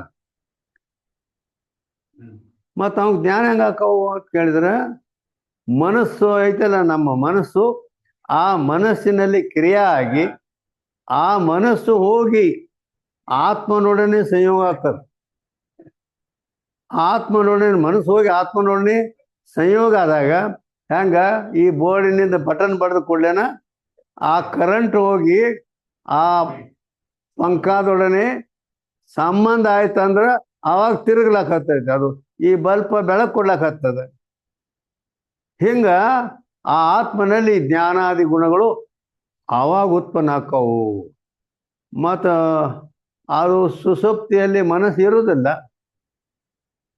ಆವಾಗ ಆ ಮನಸ್ಸು ಇಲ್ಲ ಅಂದ್ರೆ ಆತ್ಮ ಕಲ್ಲಿನ ಗತೆ ಜಡ ಆಗಿರ್ತಾನೆ. ಹಿಂಗೆ ಅವ್ರು ಹೇಳ್ತಾರೆ. ಅದಕ್ಕೆ ಗುಣ ಅಂದ್ರೆ ಅವರು ಗುಣ ಅಂತದ್ರಿಂದ ಏನರ್ಥ ಅಂದ್ರೆ, ಗುಣ ಅಂತಂದ್ರೆ ಗುಣ ಸ್ವರೂಪ ಗೊತ್ತದ ನಿಮಗೆ. ಗುಣ ಅಂದ್ರ ಗುಣ ಹೋವೇಸು ಅನಿತ್ಯ ಈ ಹೋವೆ. ಕಾಯ್ದ ಏನದಂದ್ರ ಯಾವ್ದು ಗುಣ ಇರ್ತದೆ ಅದು ಅನಿತ್ಯ ಇರ್ತದೆ, ಅನಿತ್ಯ ಇರೋದಿಲ್ಲ. ಈಗ ನಮ್ದು ಇದು ಕಾವಿ ಬಣ್ಣ, ಕಾವಿ ಬಣ್ಣ ಇದು ಗುಣ. ಈ ಗುಣ ಆಯ್ತಂದ್ರೆ ಅದು ಅನಿತ್ಯನ. ಯಾಕ ಇದು ಬಟ್ಟೆ ತೊಳ್ದಂಗ್ ಈಗ ಇದು ಬಣ್ಣ ಹೋಗ್ತಾ ಹೋಗ್ತಾ ಹೋಗ್ತಾ ಹೋಗ್ತದೆ. ಈಗ ಆದ್ರಿಂದ ಅನಿತ್ಯ ಅಂತೇಳಿ ಅರ್ಥಕ್ಕೆ ಜನಾವಣೆಗೂ ಆನಂದ ಪದ. ಅದಕ್ಕೆ ಅಲ್ಲಿ ಅವರು ಆನಂದ ಗುಣ ಅಂತ ನ್ಯಾಯಕರೇ ಹೇಳ್ಯಾರ. ಇಲ್ಲ, ಆನಂದ ಸ್ವರೂಪ ಅಂತ ನಾವು ಒಪ್ತೀವಿ. ಎಷ್ಟು ಅರ್ಥಕ್ಕೂ ಜನಾವಣೆಗೆ ಅದನ್ನು ತಿಳಿಸೋ ಸಲುವಾಗಿ ಇಲ್ಲಿ ಆನಂದನ ಪದ ಸೇರಿಸೇವಿ ಅಂತ ಹೇಳಿದ್ರು ಅವರು. ಅರ್ಥಕ್ಕೆ ಜನಾವಣೆಗೂ ಆನಂದ ಪದ ಆತ್ಮ ಸೇ ಅಭಿನ್ನ ಬ್ರಹ್ಮ ಆನಂದ ರೂಪ. ಆತ್ಮನಿಗೆ ಅಭಿನ್ನನಾದಂಥ ಬ್ರಹ್ಮವು ಆನಂದ ಸ್ವರೂಪವೇ ಅನ್ನೋದು ಈ ವಾಕ್ಯದ ಅರ್ಥ ಅದ. ಜೈಸೆ ಮಹಾವಾಕ್ಯನ ಮೇ ಭಾಗತ್ಯಾಗ ಲಕ್ಷಣ ಹೈ, ಮಹಾವಾಕ್ಯದಲ್ಲಿ ಭಾಗತ್ಯಾಗ ಲಕ್ಷಣ ಅದ. तैसे अन्य वाक्य में भी सत्य ज्ञान आनंद पद भी शुद्ध ब्रह्म को भागत्याग लक्षण से बोधन करें. ಕೇಳಿಲೆ, ಈಗ ನಾವು ಆ ಮಹಾವಾಕ್ಯದಲ್ಲಿ ಅದು ಎಲ್ಲ ಭಾಗತ್ಯಾಗ ಲಕ್ಷಣದಿಂದ ಅದನ್ನು ತಿಳಿಯೋದಂತೂ ಹೇಳೇವೆ. ಯಾಕಲ್ಲಿ ವಾಚ್ಯಾರ್ಥ ಲಕ್ಷ್ಯಾರ್ಥಗಳದಾವ. ಆದರೆ ಇಲ್ಲಿ ಅನ್ಯವಾಕ್ಯ ಮೇವಿ, ಅನ್ಯವಾಕ್ಯ ಏನು? ಸತ್ಯ ಜ್ಞಾನ ಆನಂದ. ಇವು ಸತ್ಯ ಜ್ಞಾನ ಆನಂದ ಅಂದ್ರೆ ಇವು ಆತ್ಮನ ಸ್ವರೂಪ. ಇವು ಪ್ಯೂರ್ ಅದಾವ ಅಂತ ನಾವು ಅಂತೀವಿ. ಎಲ್ಲ ಪ್ಯೂರ್ ಅನ್ನೋ ಮಾತು ಇಲ್ಲಿ ವೇದಾಂತದಲ್ಲಿ ಇಲ್ಲ. ಪ್ಯೂರ್ ಅಂದ್ರೆ ಮತ್ತೆ ಆ ಶ್ರುತಿಗೆ ಬಾಧ ಬರ್ತೈತೆ, ಅಥವಾ ವಾಚ್ಯೋ ನಿವರ್ತಂತೆ ಅಂದಾಗ. ಆದ್ದರಿಂದ ಅದಕ್ಕಾಗಿ ಅವು ಶುದ್ಧ ಇಲ್ಲ. ಆನಂದ ಪದವಿ ಶುದ್ಧ ಬ್ರಹ್ಮಕ್ಕೂ ಭಾಗತ್ಯಾಗ ಲಕ್ಷಣ ಸೇ ಬೋಧನ ಕರೆ. ಶುದ್ಧ ಬ್ರಹ್ಮನ್ನು ಕೂಡ ಅಲ್ಲಿ ಭಾಗತ್ಯಾಗ ಲಕ್ಷಣದಿಂದ ಬೋಧ ಮಾಡುತ್ತದೆ. ಅವುಗಳಲ್ಲಿನೂ ಭಾಗತ್ಯಾಗ ಲಕ್ಷಣ ಹಚ್ಬೇಕು. ಹಾಗಳು ಹೇಳಲಿಲ್ಲ. ಸತ್ಯ ಅಂದ್ರೆ ಆಪೇಕ್ಷಿಕ ಸತ್ಯತಾ, ಮಾಯೆ ಆಪೇಕ್ಷಿಕ ಸತ್ಯತಾ, ಬ್ರಹ್ಮದ ನಿರಪೇಕ್ಷಿಕ ಸತ್ಯ ಎರಡೂ ಕೂಡ್ಕೊಂಡು ಸತ್ಯ ಅಂತ ನಮಗೆ ಹೇಳಲಿಕ್ಕೆ ಬತ್ತು. ಕೆಲವೊಂದು ಬೀಜ ಅದು ಬಿತ್ತೋ ಇರ್ತಾವ ನೋಡಿ ಹೊಲದಾಗ, ಅವು ಇಟ್ಟು ಸೂಕ್ಷ್ಮ ಇರ್ತಾವು. ಸಾಸಿವೆ ಕಾಳ ಅಥವಾ ಯಾವುದೋ ಅದ್ರಾಗ ಉಸುಕ ಅವು ಕೂಡಿಸ್ತಾರೆ, ಕೂಡಿಸಿ ಮಿಕ್ಸ್ ಮಾಡಿ ಬಿತ್ತಾರೆ. ಯಾಕಂದ್ರೆ ಅವು ಭಾಳ ಸೂಕ್ಷ್ಮ ಅದಾವ. ಅದಕ್ಕೆ ಅದ್ರಾಗ ಭಾಳಷ್ಟು ಉಸುಕು ಕೂಡಿಸಿ ಇದು ಮಾಡ್ತಾರೆ. ಹಾಗಿಲ್ಲಿ ನಾವು ಹೇಳ್ಬೇಕಾದ್ರೆ ಅದನ್ನು ಕೂಡಿಸ್ಕೊಂಡು ಮಿಕ್ಸ್ ಮಾಡಿ ಹೇಳೋ ಖರೆ ಶಕ್ತಿ ಶನೈ. ಆದ್ದರಿಂದ ಭಾಗತ್ಯಾಗ ಲಕ್ಷಣದಿಂದ ಬೋಧ ಮಾಡ್ತಾವು, ಶಕ್ತಿ ವೃತ್ತಿಯಿಂದ ಇಲ್ಲ. ಕಾಯತೆ ಶುದ್ಧ ಬ್ರಹ್ಮ ಕಿಸಿ ಪದಕ ವಾಚನೆ. ಯಾಕಂದ್ರೆ ಶುದ್ಧ ಬ್ರಹ್ಮ ಅದು ನೋಡಿಲ್ಲ, ಶುದ್ಧ ಬ್ರಹ್ಮ ಕಿಸಿ ಪದಕ ವಾಚನೆ, ಯಾವ ಪದಕ್ಕೂ ವಾಚ್ಯ ಅಲ್ಲ ಅದು.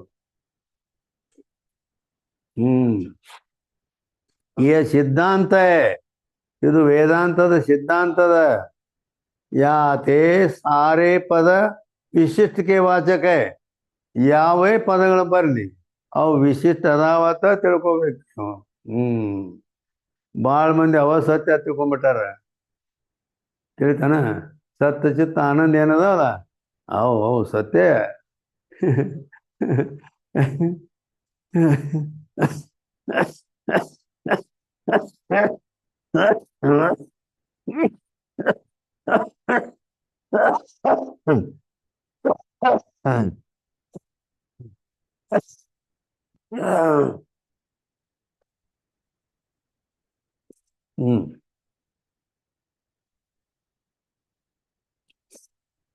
ಅದಕ್ಕಾಗಿ ಸಾರೇ ಪದ ವಿಶಿಷ್ಟ ವಾಚಕ ಅದಾವ. ಶುದ್ಧಕ್ಕೆ ಲಕ್ಷ್ಯಕ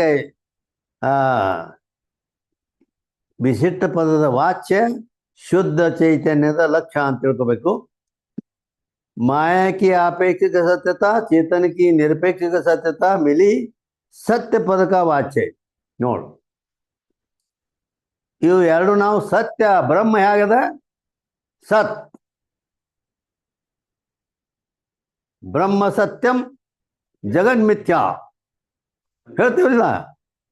ಸತ್ಯ ಅಂತ ಹೇಳಕ್ ಬತ್ತ ನಮಗ. ಆದ್ರೆ ಹೆಂಗ ಬತ್ತು ಅಂದ್ರ ಮಾಯೆಯಲ್ಲಿದ್ದ ಅಪೇಕ್ಷಿಕ ಸತ್ಯತಾ ತಗೊಂಡು ಬ್ರಹ್ಮದಲ್ಲಿದ್ದ ನಿರಪೇಕ್ಷಿಕ ಸತ್ಯತಾ ತಗೊಂಡು ಎರಡೂ ಕೂಡಿ ವಿಶಿಷ್ಟ ಮಾಡಿ ನಮಗೆ ಹೇಳಕ್ ಬತ್ತ. ಈಗ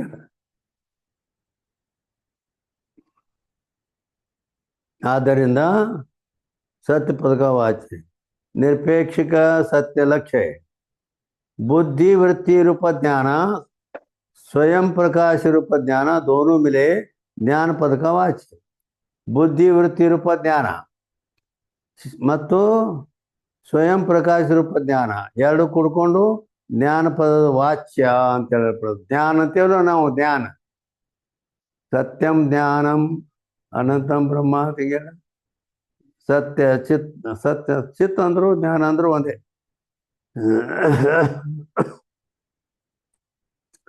ज्ञान पद का वाच स्वयं प्रकाश भाग लक्ष्य है. ಸ್ವಯಂ ಪ್ರಕಾಶ ಅನ್ನೋದೇನೈತಿ ಅದು ಲಕ್ಷ್ಯದ.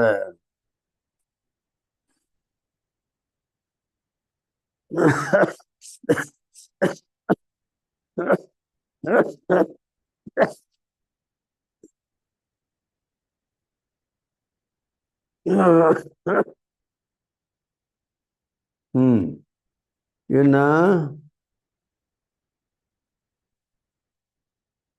विषय संबंध जन्य सुखाकार सात्विक अंतःकरण की वृत्ति परम प्रेम का आस्पद स्वरूप सुख इन दोनों मिलके आनंद पद का वाच्य अंदर ಏನಂದ್ರಪ್ಪ ವಿಷಯ ಸಂಬಂಧ ಜನ್ಯ ಸುಖ ಆಕ್ಕದಿಲ್ಲೋ ಆ ಸುಖ ಸಾತ್ವಿಕ ಅಂತಃಕರಣ ವೃತ್ತಿಯಲ್ಲಿ ಆ ಸಾತ್ವಿಕ ಅಂತಃಕರಣ ವೃತ್ತಿಯಲ್ಲಿ ಅದು ಅದು ಅದು ಯಾವಾಗ ಅಲ್ಲಿ ಸುಖ ಯಾವಾಗ ತೋರ್ತೈತಿ ಅಂದ್ರೆ ಅದು ಸತ್ವಗುಣದಿಂದನ ಸತ್ವಗುಣ ವೃದ್ಧಿಯಾಗೇ ತೋರ್ಬೇಕಲ್ಲಿ.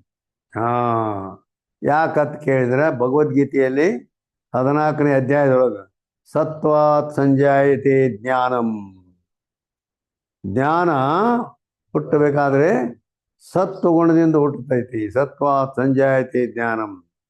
ಆದ್ದರಿಂದ ವಿಷಯ ಸಂಬಂಧಜನ್ಯ ಸುಖಾಕಾರ ಸಾತ್ವಿಕ ಅಂತಃಕರಣದ ವೃತ್ತಿ ಮತ್ತು ಪರಮ ಪ್ರೇಮಿಕ ಆಸ್ಪದ ಸ್ವರೂಪ ಸುಖ ಅಂದ್ರೆ ವಿಷಯ ಸುಖ ಆತ್ಮನ ಸುಖ ಎರಡು ಹೀಗದು.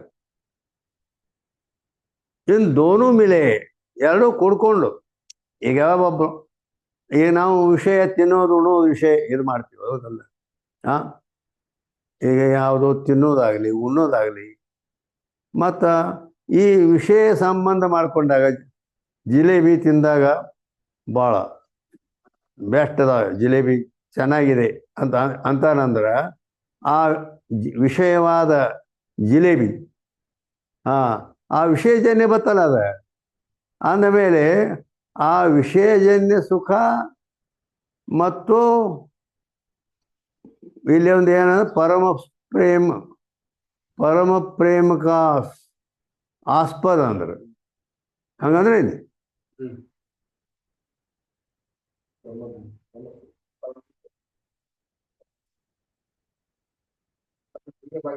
ಹಂಗಂದ್ರೆ ಏನಂದ್ರೆ ಆನಂದವನ್ನು ಸೂಚನೆ ಮಾಡುವ ಲಕ್ಷಣದು ಪರಮ ಪ್ರೇಮಸ್ಪದತ್ವಾತ್ ಆನಂದ. ಆತ್ಮ ಆನಂದ ಸ್ವರೂಪದಾನು ಅಂತ ಯಾಕೆ ಹೇಳ್ತೀವಿ ನಾವು? ಯಾಕೆ ಹೇಳ್ತೀವಿ ಅಂದ್ರೆ ಪರಮ ಪ್ರೇಮಸ್ಪದತ್ವಾತ್ ಕಾರಣ ಹೇತು. ಪರಮ ಪ್ರೇಮ ಉಳ್ಳವನಾಗಿದ್ದಾನೆ. ಪರಮ ಪ್ರೇಮ ಉಳ್ಳವನಾಗಿದ್ದಾನೆ ಅಂದ್ರೇನು? ಶಾಸ್ತ್ರ ಹೇಳ್ತಿದು. ಇಲ್ಲಿ ಬಂದದ ಪರಮ ಪ್ರೇಮಕ ಆಸ್ಪದ ಅಂತೇಳಿ. ಪರಮ ಪ್ರೇಮಕ ಆಸ್ಪದ ಅಂತಂದ್ರೆ ಏನು?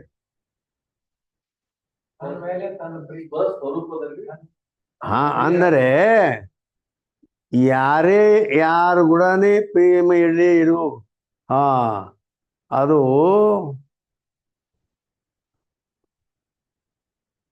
ಶುಕ್ಲ ಯಜುರ್ವೇದದ ಬೃಹದಾರಣ್ಯಕ ಉಪನಿಷತ್ತಿನ ಅಲ್ಲಿ ಯಾಜ್ಞವಲ್ಕ್ಯ ಪತ್ಯು ಕಾಮಾಯ ಪತಿ ಪ್ರಿಯೋ ಭವತಿ ಆತ್ಮನಸ್ತು ಕಾಮಾಯ ಪತಿ ಪ್ರಿಯೋ ಭವತಿ. ಅಲ್ಲಿ ಹಿಂಗೆ ಹಿಡ್ಕೊಂಡು ಹೆಂಡತಿ ಮಕ್ಕಳು ಜಗತ್ತಿನ ರೊಕ್ಕ ಸಂಪತ್ತು ಅವು ಇವು ಅಲ್ಲದನ ದೇವರನ್ನ ನಾ ಪ್ರೀತಿಸ್ತೀನಿ ಅಂತಂದ್ರೂ ಆತ್ಮನಸ್ತು ಆ ಮುಖ್ಯ ಪ್ರೀತಿ ನಿನ್ನಲ್ಲಿ ಇಟ್ಟುಕೊಂಡು ಅದ್ರ ಮೇಲೆ ಪ್ರೀತಿ ಮಾಡ್ತೀನಿ. ದೇವ್ರ ಮೇಲೆ ನಾ ಪ್ರೀತಿ ಮಾಡ್ತೀನಿ, ಯಾವ ವಿಷಯದ ಮೇಲೆ ಇಲ್ಲ ಅಂದ್ರೂ ಅಲ್ಲಿ ಒಂದು ಉದ್ದೇಶ ಇರ್ತೈತಿ ಅಂತ ಹೇಳ್ದ. ಅಂದ್ರೆ ತನ್ನ ಮೇಲೆ ಮೊದಲು ಪ್ರೀತಿ ಇಟ್ಕೊಂಡು ಆ ರೀತಿ ಅದಕ್ಕೆ ಪರಮ ಪ್ರೇಮಾಸ್ಪದತ್ವ ಅಂತಂದ್ರೆ ಮುಖ್ಯ ಪ್ರೀತಿ ತನ್ನ ಮೇಲೆ ಇಟ್ಟುಕೊಂಡು ಇನ್ನೊಂದನ್ನು ಪ್ರೀತಿಸುತ್ತಾನೆ. ಆದ್ದರಿಂದ ಸುಖ ಏನು ದೋನು ಮಿಲ್ಕೆ ಆನಂದ ಪದಕ ವಾಚ್ಯ ಐತಿ. ಇಲ್ಲಿ ಆನಂದ ಅಂತ ಹೇಳ್ತೇವಲ್ಲ ನಾವು, ಆನಂದ ಅದು ಈ ರೀತಿ ಮಿಕ್ಸ್ ಐತೆ ಅಂತ.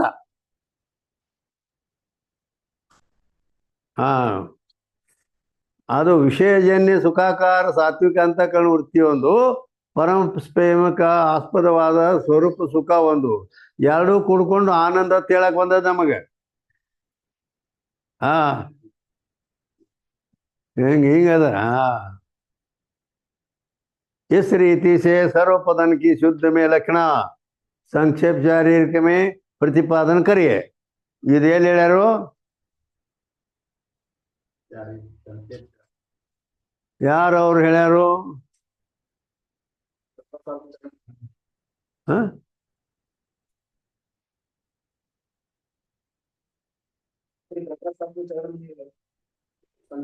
ನನ್ನ ಕಿವಿ ಮಂದದಾವ್, ಹಿಂಗ ನೀನ್ ಹೇಳ್ತಿ ಕೂಡ ಮಾತಾಡ. ಮತ್ತೆ ಮಾತಾಡಿದ್ರೆ ಇನ್ನೊಬ್ರಿಗೆ ಕೇಳಿಸ್ಬೇಕೇನೆ, ಇಲ್ಲಿ ಸಭಾ ಐತಿರು. ಮತ್ತೆ ಎಲ್ಲೇ ಬಾಯಾಗ ಮಾತಾಡ್ತೆ ಅಂದ್ರ ಅಂದರೆ ಏನ್ ಹೇಳ್ದಿ?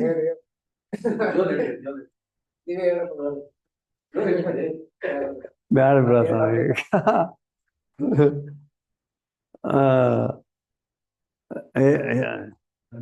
ಏನೇ ನಡೆದಿತ್ತಲ್ಲ.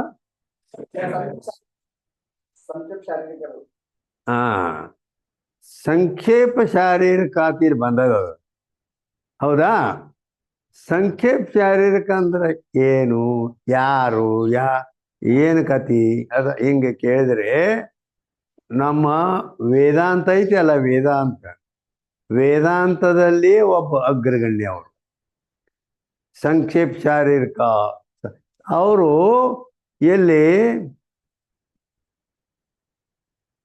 ಸಂಕ್ಷೇಪ ಶಾರೀರಿಕ ಮೇ ಅಂತ ಹೇಳಿದಾರೆ, ಗ್ರಂಥದ ಹೆಸರು ಹೇಳಿದ್ರು ಅವರು. ಅವರು ಯಾರಪ್ಪ ಅಂದ್ರ ಸುಮ್ಮ ಕುಂದ್ರ ಸಂಕ್ಷೇಪ ಶಾರೀರಿಕ ಶ್ರೀ ಸರ್ವಜ್ಞ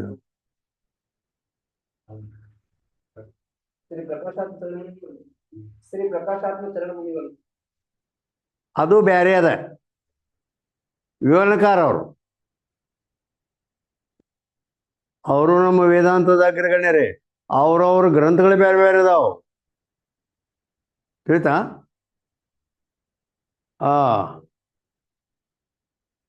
ಭಾಮತಿಕಾರ್ ಮತ್ತು ವಿವರಣಕಾರ ಶ್ರೀ ಪ್ರಕಾಶಾತ್ಮ ಚರಣಮುನಿ. ಅದನ್ನು ತಂದು ಇಲ್ಲಿ ಸಂಕ್ಷೇಪ ಶಾರೀರಿಕ ಅಸ್ತಿಯ ಸಂಕ್ಷೇಪ ಶಾರೀರಿಕಾರ ಶ್ರೀ ಸರ್ವಜ್ಞಾತ್ಮ ಮುನಿ.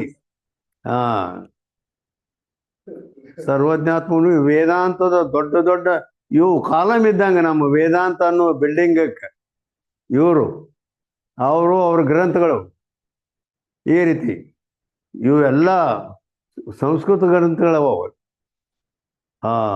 ಇವೆಲ್ಲ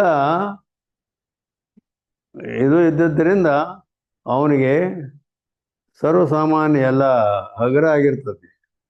ಹಾ, ಹೀಗೆ ಈಗ 444ನೇ ಅಂಕ ಅಥ ಉಕ್ತಾರ್ಥಕ ಸಂಗ್ರಹ ಕವಿತ್.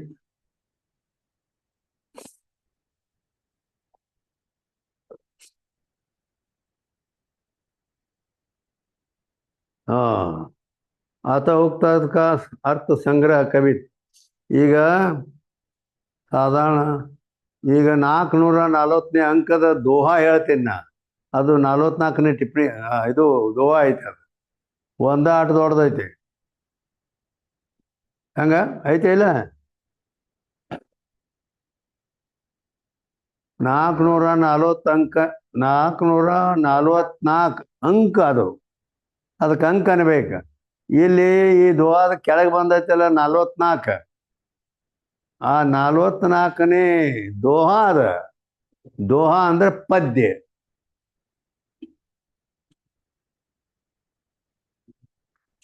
ಹಾ, ಇರ್ಲಿ. ಗಂಗಾ ಮೇ ಗ್ರಾಮ್ ಜಯತಿ ಲಕ್ಷಣ. ಗಂಗಾ ಮೇ ಗ್ರಾಮ್ ಜಹತಿ ಲಕ್ಷಣ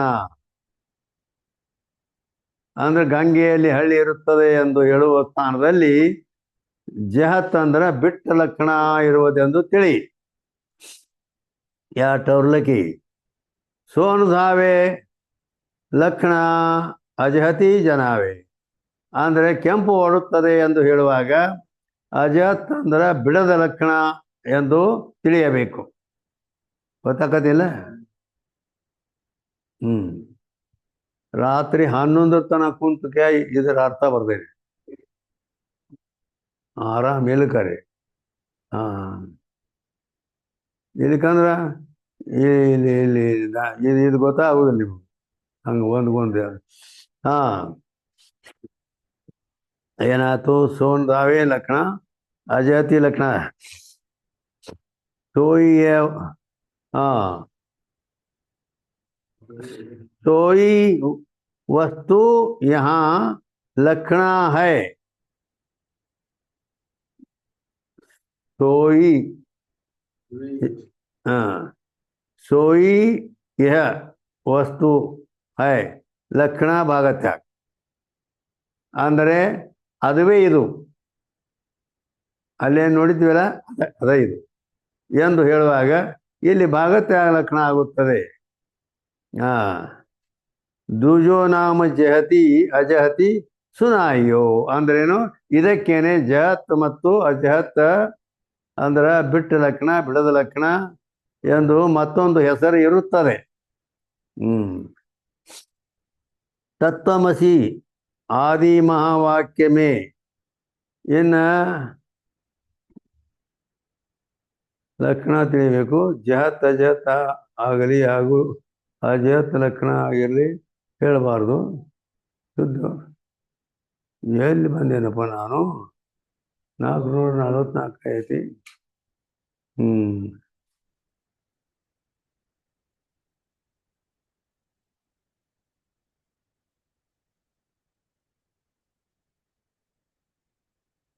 ಇದೇನೋ ತಪ್ಪುಗಡಾಗೈತಿ.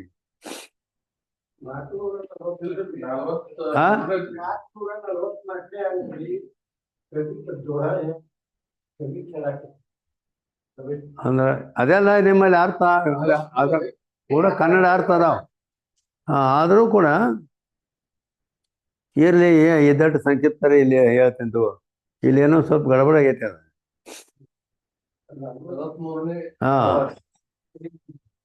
ಈಗ ಜಯತಿ ಲಕ್ಷಣ ಜನಾಯ ತತ್ವಮಸಿ ಆದಿ ಮಹಾವಾಕ್ಯಮೇ. ಆ ತತ್ವಮಸಿ ಮೊದಲಾದ ಮಹಾವಾಕ್ಯಗಳಲ್ಲಿ ಭಾಗತ್ಯಾಗ ಲಕ್ಷಣ ತಿಳಿಯಬೇಕು ಹೊರತು ಅಜಹತ್ ಲಕ್ಷಣ ಆಗಲಿ ಅಥವಾ ಅಜಹತ್ ಲಕ್ಷಣ ಆಗಲಿ ಹೇಳಬಾರ್ದು. ಎಲ್ಲಿ? ಮಹಾವಾಕ್ಯದಲ್ಲಿ ಭಾಗತ್ಯಾಗನೇ ಹೇಳಬೇಕು, ಉಳಿದು ಹೇಳಬಾರ್ದು. ಅಜಹತಿ ಲಕ್ಷಣ, अजहती लक्षण जनाइए, बताइए। हाँ, न अजहत, ಬ್ರಹ್ಮ ಕಾಹು ಪದಕ್ಕೋ ನ ವಾಚ್. ಆ ಶುದ್ಧ ಚೇತನವು ಯಾವ ಪದಕ್ಕೂ ವಾಚ್ಯ ಆಗುವುದಿಲ್ಲವೆಂದು ಹೀಗೆ ವೇದವು ಹೇಳುತ್ತದೆ. ಆದ್ದರಿಂದ ಸರ್ವ ಪದಗಳಲ್ಲಿ ಮುಂದೆ ಹೇಳುವ ರೀತಿಯಂತೆ ತಿಳಿದುಕೊಳ್ಳಬೇಕು. ಮಾಯೆಯಲ್ಲಿ ಯಾವ ಸತ್ಯತ್ವವಿರುವುದೋ ಅದು ಬೇರೆ ಪ್ರಕಾರ, ಅಂದರೆ ಆಪೇಕ್ಷಿಕ ಸತ್ಯ ಅಂತ ಮಾಯೆಯಲ್ಲಿದೆ. ಆಮೇಲೆ ಹೇಳಲ್ಪಟ್ಟಿತು ಅವ್ರ ಭಾಂತಿ ಬಕಾನಿಯೇ ಬಾಕಿಯತ ಅಂದ್ರೇನು, ಬ್ರಹ್ಮದಲ್ಲಿರುವ ಯಾವ ಸತ್ಯತ್ವ ಅದು ಬೇರೆ ಪ್ರಕಾರ ಅಂದ್ರೇನು, ನಿರಪೇಕ್ಷಿಕ ಸತ್ಯ. ಮಾಯೆಯಲ್ಲಿದ್ದುದು ಆಪೇಕ್ಷಿಕ ಸತ್ಯ, ಬ್ರಹ್ಮದಲ್ಲಿದ್ದು ನಿರಪೇಕ್ಷಿಕ ಸತ್ಯ ಎಂದು ಹೇಳಲ್ಪಡುತ್ತದೆ. ಇನ್ನು ಆಪೇಕ್ಷಿಕ ಸತ್ಯತ್ವ ಹಾಗೂ ನಿರಪೇಕ್ಷಿಕ ಸತ್ಯತ್ವಗಳು ಎರಡೂ ಕೂಡಿ ಸತ್ಯವೆಂಬ ಪದಕ್ಕೆ ವಾಚ್ಯವಾಗುತ್ತದೆ. ಇವೆರಡೂ ಕೂಡಿ ವಾಚ್ಯಕತೆ ಅದು ಹೇಳಕ್ ಬರ್ತೈತಿ. ಹೇಗೆ ವಾಚ್ಯ ಸುನಿ ವಾಚ್ಯ ಮುನಿ ಭಾಗತೆ ಅಂದ್ರ ಇದನ್ನ ಮುನಿ ಭಾಗತನೇನು ಬ್ರಹ್ಮಜ್ಞಾನಿಗಳು ಹೀಗೆ ಹೇಳುತ್ತಾರೆ. ಬ್ರಹ್ಮಮಾಹಿ ಸತ್ಯತಾ ಸು ಲಕ್ಷ್ಯ ಭಾಗ ರಕ್ಷಿಯೇ, ಅಂದರೆ ಲಕ್ಷ್ಯ ಭಾಗವೆಂದು ಗ್ರಹಿಸಬೇಕು. ಬುದ್ಧಿವೃತ್ತಿ ಸಂವಿತ್ ದ್ವೈ ಬೆಲೆ ಜ್ಞಾನಪದ ವಾಚ್ಯ, ಅಂದರೆ ವೃತ್ತಿ ಜ್ಞಾನ ರೂಪ ಮತ್ತು ಚೇತನ ಸ್ವರೂಪ ಜ್ಞಾನ ಅಂತೇಳಿ ಏನು ಅಲ್ಲಿ ಹೇಳ್ತೀವಲ್ಲ, ಬೆಲೆ ಜ್ಞಾನಪದ ವಾಚ್ ಎರಡೂ ಜ್ಞಾನಗಳದಾವಲ್ಲ, ವೃತ್ತಿ ರೂಪ ಜ್ಞಾನ ಚೇತನ ರೂಪ ಜ್ಞಾನ. ಈ ಜ್ಞಾನ ಪದಕ್ಕೆ ವಾಚ್ಯ ಅವು ಎರಡೂ ಕೂಡಿ. ಸಂವಿತ್ ಸ್ವರೂಪ लक्ष्य बुद्धिवृत्ति नाखिए आत्मा और विषय को सुख वाच्य पद आनंद को अंदर बुद्धिवृत्ति नाखिए आत्मा और विषय को सुख वाच्य पद आनंद को अंदर ಅಲ್ಲಿ ವಿಷಯದ್ದು ಮತ್ತು ಆತ್ಮಂದು ಸುಖ ಎರಡು ಕೂಡಿಕೊಂಡು ಆನಂದ ಅಂತ ಹೇಳಲಿಕ್ಕೆ ಬಂದಿದೆ. ವಿಷಯ ಸುಖ ತ್ಯಾಗಿ, ವಿಷಯ ಸುಖವನ್ನು ಬಿಡಬೇಕು, ವಾಚ್ಯ ಭಾಗ ಅಂತೇಳಿ ತ್ಯಾಗಿ.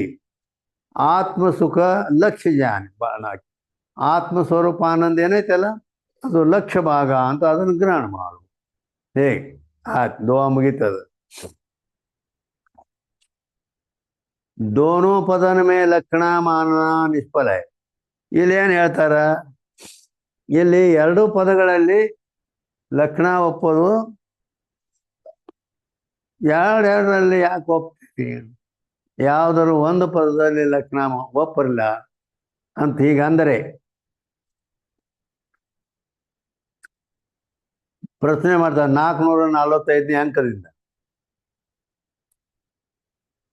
दोनों पदन में लक्षणा मानना निष्फल है. महावाक्यन में विरोध दूरी करने को दोनों पदन में लक्षण अंगीकार करी. महावाक्यದಲ್ಲಿ ವಿರೋಧ ಕಳೆಯುವ ಸಲುವಾಗಿನ ಎರಡು ಪದಗಳಲ್ಲಿ ಲಕ್ಷಣ ಮಾಡೇವೆ. ತಾ ಕೋಯಿ ಕಹೆ, ಹಿಂಗೆ ಯಾರೋ ಅಂದ್ರಪ್ಪ, ಏನಂದ್ರು, ಏಕ್ ಪದ ಮೇಲೆ ಲಕ್ಷಣ ಅಂಗೀಕಾರ ಕೇಸಿ ವಿರೋಧ ದೂರಿ ಹೋವೆ. ಅಲ್ಲ ಎರಡರಾಗ ಯಾಕೆ ಮಾಡ್ತೀರಿ, ಒಂದರಲ್ಲೇ ಮಾಡಿದ್ರೆ ನಾವು ವಿರೋಧ ದೂರ ಆಕತಿಲ್ಲ ಅಂತ ಹಿಂಗೆ ಯಾರೋ ಅಂದ್ರೆ.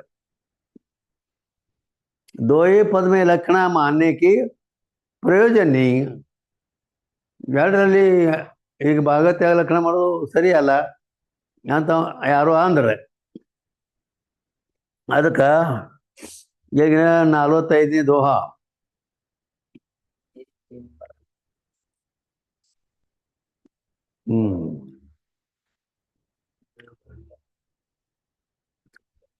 ಏಕ ಈ ಪದ ಮೇ ಲಕ್ಷಣ ಅದೇ ಐತಿಲ್ಲ, ಹೌದಿಲ್ಲ?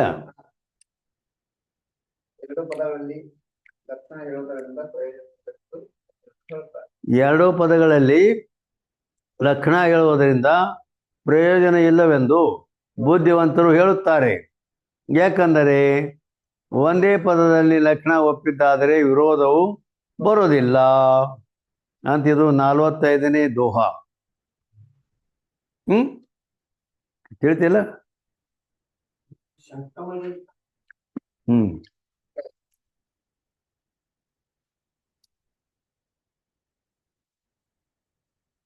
ಟೀಕಾ. ಈಗ ಟೀಕಾ. ಈಗ सुबोध कहिए शुद्ध शुद्ध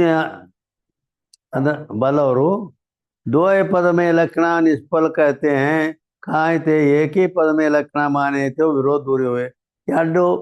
ಎರಡು ಪದಗಳಲ್ಲಿ ತತ್ಪದ ತ್ವಂಪದ ಎರಡರಲ್ಲಿನೂ ಯಾಕೆ ನೀವು ಲಕ್ಷಣ ಮಾಡ್ತೀರಿ ಅಂತ ಕೇಳಿದ್ರೆ ಯಾಕ ಭಾವೇ यद्यपि सर्वज्ञता आदि विशिष्ट की अल्पज्ञता आदि विशिष्ट के साथ ही एकता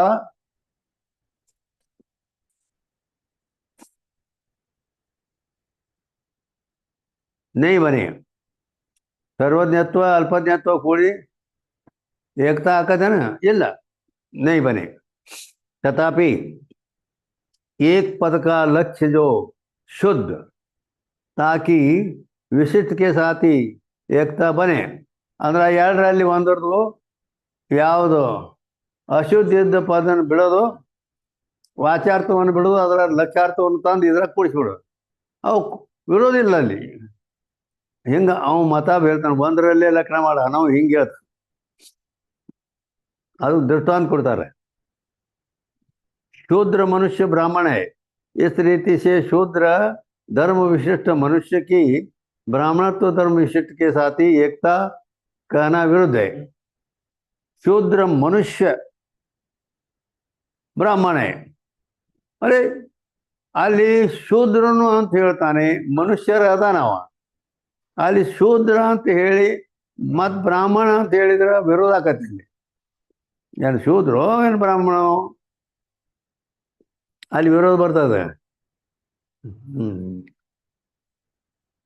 इस रीति से शूद्रत्व धर्म विशिष्ट मनुष्य की ब्राह्मणत्व धर्म विशिष्ट के साथ ही एकता कहना विरुद्ध है. ಇಲ್ಲಿ ವಿರೋಧ ಆಕತಿ. ಮನುಷ್ಯ ಬ್ರಾಹ್ಮಣ, ಮನುಷ್ಯ ಬ್ರಾಹ್ಮಣದಾನ. ಹಿಂಗಂದ್ರೆ ಈ ರೀತಿ ಶೂದ್ರತ್ವ धर्म रहित शुद्ध मनुष्य को ब्राह्मणत्व विशिष्ट का कहने में विरोध ಇಲ್ಲ. ಇಲ್ಲೇನು ವಿರೋಧ ಇಲ್ಲ. ಇಲ್ಲಿ ऐसे अल्पज्ञता आदि धर्म विशिष्ट चेतन की, ಇಲ್ಲಿ ಅಲ್ಪಜ್ಞತ್ವ ಆದಿ ಧರ್ಮ ವಿಶಿಷ್ಟ ಚೇತನ ಏನೈತಲ್ಲ, ಅಲ್ಲಿ ಚೇತನದು ಸರ್ವಜ್ಞತಾ ಆದಿ ಧರ್ಮ ವಿಶಿಷ್ಟ ಕಿ ಏಕತಾ ವಿರುದ್ಧ. ಇಲ್ಲಿ ಯಾವುದು ಅಲ್ಪಜ್ಞ ಐತಿ, ಯಾವುದು ಸರ್ವಜ್ಞ ಅದಾನು, ಇವು ಎರಡು ಕೂಡಿಸ್ಲಕ್ಕ ಹೋದ್ರೆ ಆಗೋದಿಲ್ಲ, ವಿರೋಧ ಆಕತಿ. ಅದಕ್ಕೆ ನೀವೇನು ಮಾಡಬೇಕು, परंतु जीववाचक पद अथवा ईशवाचक पद की चेतन में लक्षणा करके चेतन मात्र की सर्वज्ञतादि धर्म विशिष्ट के साथ ही वह अल्पज्ञतादि विशिष्ट के साथ ही एकता कहने में विरोध नहीं. ಅಂದರೆ ಜೀವವಾಚಕ ಪದ ಅಥವಾ ಈಶವಾಚಕ ಪದ ಚೇತನದಲ್ಲಿ ಲಕ್ಷಣ ಮಾಡಿಬಿಡ್ಬೇಕು. ಅಂದ್ರೆ ಅಲ್ಲಿ ವಾಚಾರ್ಥ ಬಿಟ್ಟು ಲಕ್ಷಾರ್ಥ ತೊಗೊಂಡ್ಬಿಡ್ಬೇಕು. चेतन मात्र की सर्वज्ञता आदि धर्म विशिष्ट के साथ ही व अल्पज्ञत्व आदि धर्म विशिष्ट साथ ही एकता में विरोध नहीं. यहाँ थे दो पद में लक्षण मानने में कोई ತಿಳಿತಾನೆ ಇಲ್ಲ. ಅಂದ್ರೆ ಅವ ಅನ್ನೋದೇನು, ಈಗ ತ್ವಂ ಪದ ಐತಿ. ತ್ವಂಪದ ವಾಚ್ಯದಲ್ಲಿ ಅಲ್ಪಜ್ಞತ್ವ ಅದಾನ, ಅಲ್ಪಶಕ್ತಿತ್ವ, ಜನ್ಮ ಮರಣ ಸುಖ ದುಃಖ ಎಲ್ಲ ಕೂಡ್ಕೊಂಡು ಅದ. ಮತ್ತು ಅಲ್ಲಿ ಕೂಟಸ್ಥ ಚೇತನ ಆತ್ಮ ಐತಲ್ಲ, ಇದನ್ನ ಭಾಗತ್ಯಾಗ ಲಕ್ಷಣ ಮಾಡಿ ಆ ಅಲ್ಪಜ್ಞತ್ವ ಅಲ್ಪಶಕ್ತಿತ್ವ ಅವು ಎಲ್ಲ ಏನದವರ ವಿರೋಧಿ ಧರ್ಮ. ಈ ಒಂದರಲ್ಲೇನ ಅವನ ಶಂಕಾಕಾರಣಕ ಅನ್ನೋದೇನು, ಎರಡು ಪದಗಳಲ್ಲಿ ಯಾಕೆ ಲಕ್ಷಣ ಮಾಡ್ತೀರಿ, ಒಂದರಲ್ಲೇ ಮಾಡಿದ್ರೆ ಬಗೆಹರಿತೈತಲ್ಲ ಅಂತ. ಅದಕ್ಕೆ ತ್ವಂಪದ ಒಂದ ಐತಲ್ಲ ಅದರಲ್ಲೇನ ನೀ ಭಾಗತ್ಯಾಗ ಲಕ್ಷಣ ಮಾಡು ವಾಚ್ಯಾರ್ಥ ಲಕ್ಷಾರ್ಥ. ವಾಚ್ಯಾರ್ಥದಲ್ಲಿ ಅಲ್ಪಜ್ಞತ್ವ ಅಲ್ಪಶಕ್ತಿತ್ವ ಪರಾಧೀನತ್ವ ಎಲ್ಲ ಇವು ಬಂದ್ಬಿಡ್ತಾವ. ಅವನ್ನ ಬಿಟ್ಬಿಡ. ಆ ತ್ವಂಪದ ಲಕ್ಷ್ಯ ಏನೈತಲ್ಲ ಕೂಟಸ್ಥ, ಆ ಕೂಟಸ್ಥ ಚೇತನವನ್ನು ತಂದು ತತ್ಪದದಲ್ಲಿ ಲಕ್ಷಣ ಮಾಡಕ್ ಹೋಗ್ಬೇಡ, ಅದರ ಕೂಡಿಸ್ಬಿಡ. ಅದು ಸರ್ವಜ್ಞ ಸರ್ವಕರ್ತೃತ್ವ ಅವ ಪರಮಾತ್ಮ ಆಗಿಬಿಡ್ತಾನೆ. ಎಲ್ಲಿ ಐತಿ ವಿರೋಧ? ಹಿಂಗತ ನಾವು ಈಗಾರ ತಿಳಿತಾ ಇಲ್ಲ. ಅಲ್ಲ, ವಿರೋಧ ಆಗಿಲ್ಲ ಅಂತ ಹೇಗೆ?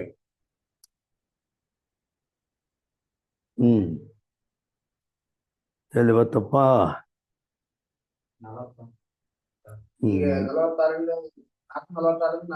विरोधने याते दो ಆಯ್ತಾಳ.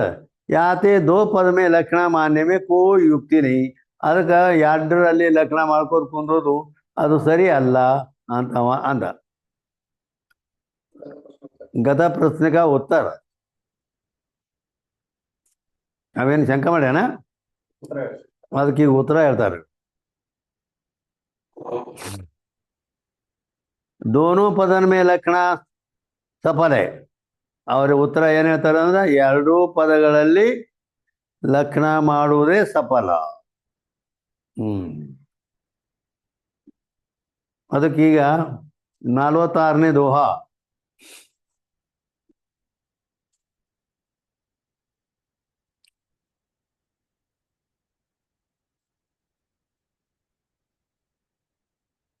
ಇಲ್ಲ ಐತನ ಅದ? ಆಯ್ತು. ಎಲ್ಲಿ ಬಂದದ? 446. ಈಗ 446ನೇ ಅಂಕದಿಂದ ಎರಡು ಪದಗಳ ಲಕ್ಷಣ ಅಂತಾನೆ. ಅದ್ರ ದೋಹದ ಅರ್ಥ ನಾ ಹೇಳ್ಬಿಡ್ತೇನೆ, ಹೌದಿಲ್ಲ? ಅಂದ್ರ ಲಕ್ಷಣ ಜೋ ಕಹೆ ಏಕ್ ಪದ ಮಾಯಿ ತಾಕು ಎ ಪೂಚಿ ಅತ್ತಂಗೈತಾನೆ. ಯಾರು ಒಂದೇ ಪದದಲ್ಲಿ ಅಂದ್ರೆ ತತ್ ಪದ ಅಥವಾ ತ್ವಂ ಪದದಲ್ಲಿ ಯಾವುದಾದ್ರೂ ಒಂದು ಪದದಲ್ಲಿ ಲಕ್ಷಣ ಮಾಡಬೇಕೆಂದು ಹೇಳುತ್ತಾರೆಯೋ ಅವರಿಗೆ ಇದನ್ನು ಕೇಳಬೇಕು. ಏನಂತ ಕೇಳಬೇಕು? ಎರಡು ಪದಗಳಲ್ಲಿ ಯಾವುದರಲ್ಲಿ ಲಕ್ಷಣ ಮಾಡಬೇಕಪ್ಪ? ಒಂದರಲ್ಲೇ ಮಾಡಂದೆ. ಒಂದರಲ್ಲಿ ಅಂದ್ರೆ ಅದರ ಎರಡರಲ್ಲಿ ತತ್ಪದನೋ ತ್ವಂ ಪದನೋ ಯಾವುದರಲ್ಲಿ ಮಾಡಬೇಕು? ಮೊದಲನೇ ಅಥವಾ ಎರಡನೇ ಪದದಲ್ಲಿ ಲಕ್ಷಣ ಸ್ವೀಕರಿಸಬೇಕೆಂದು ಹೇಳಿದ್ದಾರೆ. ಅವ ಅದಕ್ಕೆ ಏನು ಹೇಳ್ದ? ಎರಡನೇ ಪದದಲ್ಲಿ ಲಕ್ಷಣ ಸ್ವೀಕರಿಸಬೇಕು. ಎರಡನೇ ಪದದಲ್ಲಿ ಮೊದಲನೇ ಅಥವಾ ಎರಡನೇ ಪದದಲ್ಲಿ ಲಕ್ಷಣ ಸ್ವೀಕರಿಸ್ಬೇಕಂತ ಹೇಳ್ದ. ಅವರಿಗೆ ಶಿಷ್ಯನೇ ಹೀಗೆ ಹೇಳು, ಏನಂದರೆ ಮೂರ್ಖರೇ, ಯಾವುದಾದ್ರೂ ಒಂದು ಪದದಲ್ಲಿ ಲಕ್ಷಣ ಹೇಳಿದರೆ ವಾಕ್ಯದಲ್ಲಿ ವಿರೋಧ ಬರುತ್ತದೆ.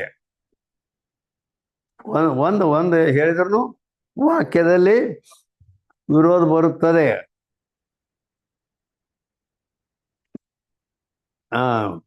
ಈಗ 46ನೇ ದೋಹ. ಎಲ್ಲಿ ವಾಕ್ಯನಕೋ ಹೋಯಗೋ ವಿರೋಧ ಮೂಢ ಲಕ್ಷಣ ಆತೈತಲ್ಲ ಅಲ್ಲಿ.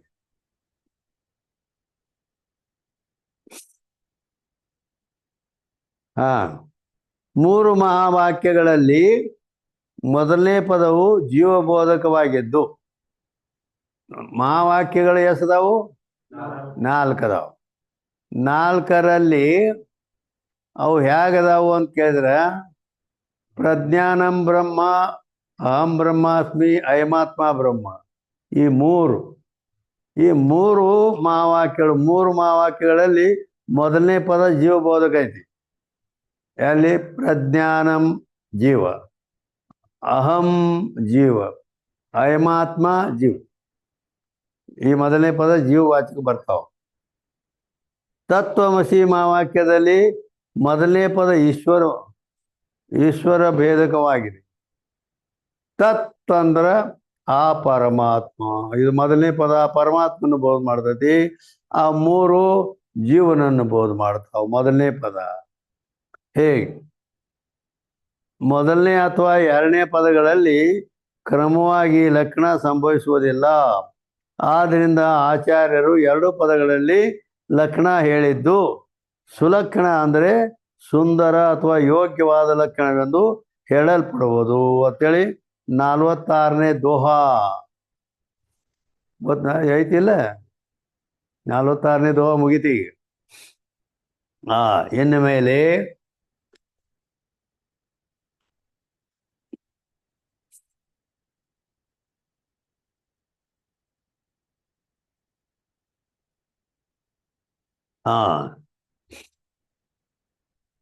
टीका जो एक पद में लक्षण अंगीकार करे ताको ये पूछी.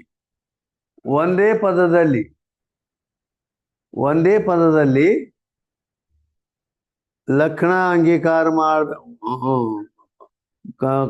ಮಾಡ್ಬೇಕಂತ ಹೇಳೋರನ್ನ ನಾವು ಕೇಳ್ತೇವೆ. ಏನು ಕೇಳ್ತೀರಿ?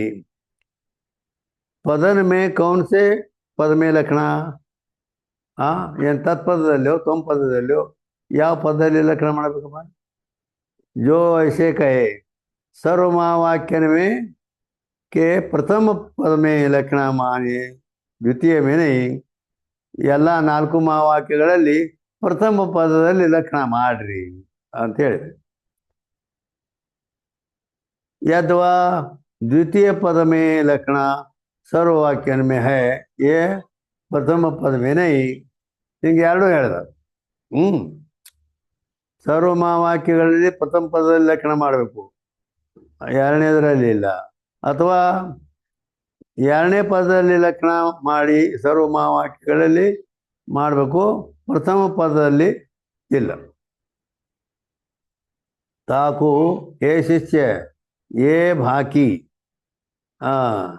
हे मूढ़ लक्षण प्रथम व द्वितीय पद में जो नियमते लक्षण सर्ववाक्य में माने तो प्रथम अथवा द्वितीय ಒಂದನೇದು ಎರಡನೇದು ಹಿಂಗೆ ನೀ ಕ್ರಮ ಅಲ್ಲಿ ಹೆಚ್ಚಿದೆ ಅಂದ್ರೆ ವಾಕ್ಯನ का परस्पर विरोध ಯಾಕಲ್ಲಿ ತತ್ವಮಸಿಯಲ್ಲಿ ತತ್ಪದ ಮೊದಲದು ಈಶ್ವರ ವಾಚಕ, ತೊಂಪದ ಜೀವವಾಚಕ ಹಿಂದಿಗಡೆ ಅದು. ಈ ಮೂರು ಐಮಾತ್ಮ ಬ್ರಹ್ಮ, ಪ್ರಜ್ಞಾನಂ ಬ್ರಹ್ಮ, ಐಮಾತ್ಮ ಬ್ರಹ್ಮ, ಈ ಮೂರರಲ್ಲಿ ಜೀವವಾಚಕ ಮೊದಲದ, ಬ್ರಹ್ಮ ಅನ್ನೋದು ಹಿಂದಿಗಡೆ ಅದು. ಮತ್ತು ಹಿಂಗೆ ಅವು ಎಲ್ಲ ಸಮಾನ ಇಲ್ಲಲ್ಲ, ಹಿಂಗಾಗಿ ವಿರೋಧಾಕತಿ. दोहाದಲ್ಲಿ 3 वाक्य मध्य कहिए अहम ब्रह्मास्मि. 3 ಅಂದ್ರೇನು? अहम ब्रह्मास्मि, प्रज्ञानम ब्रह्म, ऐमात्म ब्रह्म. ये 3 इन 3 वाक्य में जो वाचक पद प्रथम कहिए पूर्व है.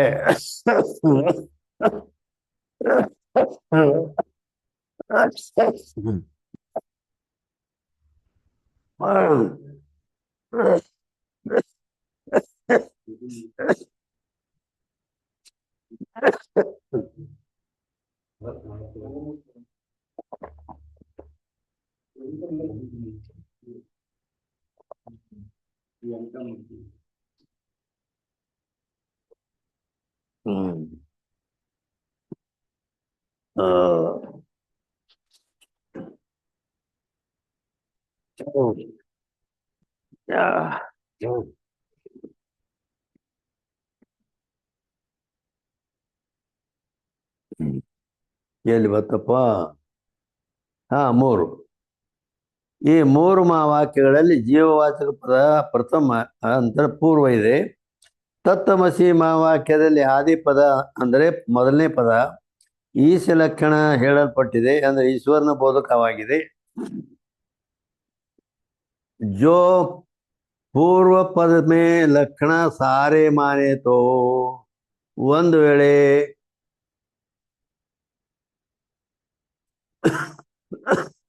पूर्व पद में अंदर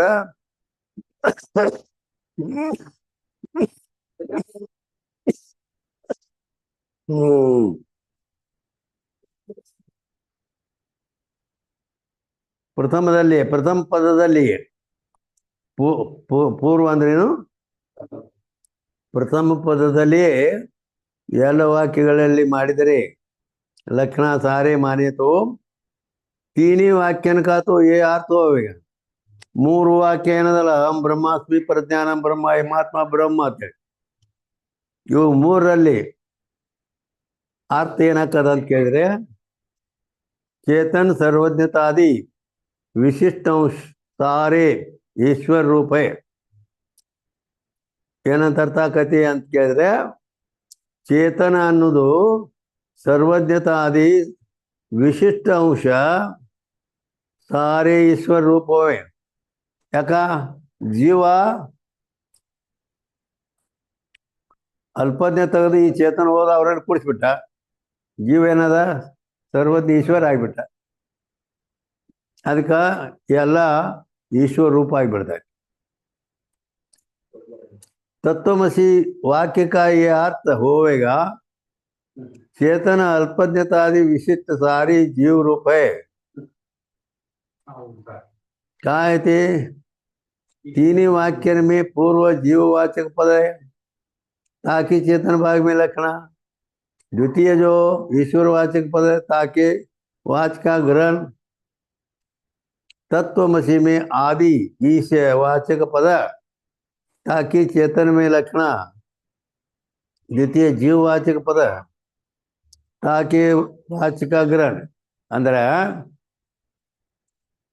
तत्वमसी अनु वाक्य ಏನೈತಲ್ಲ ಅದರ ಅರ್ಥ ಏನು ಅಂತ ಕೇಳಿದ್ರೆ ಚೇತನ ಅಲ್ಪಜ್ಞತಾದಿ ವಿಶಿಷ್ಟ ಸಂಸಾರಿ ಜೀವ ರೂಪದಾನು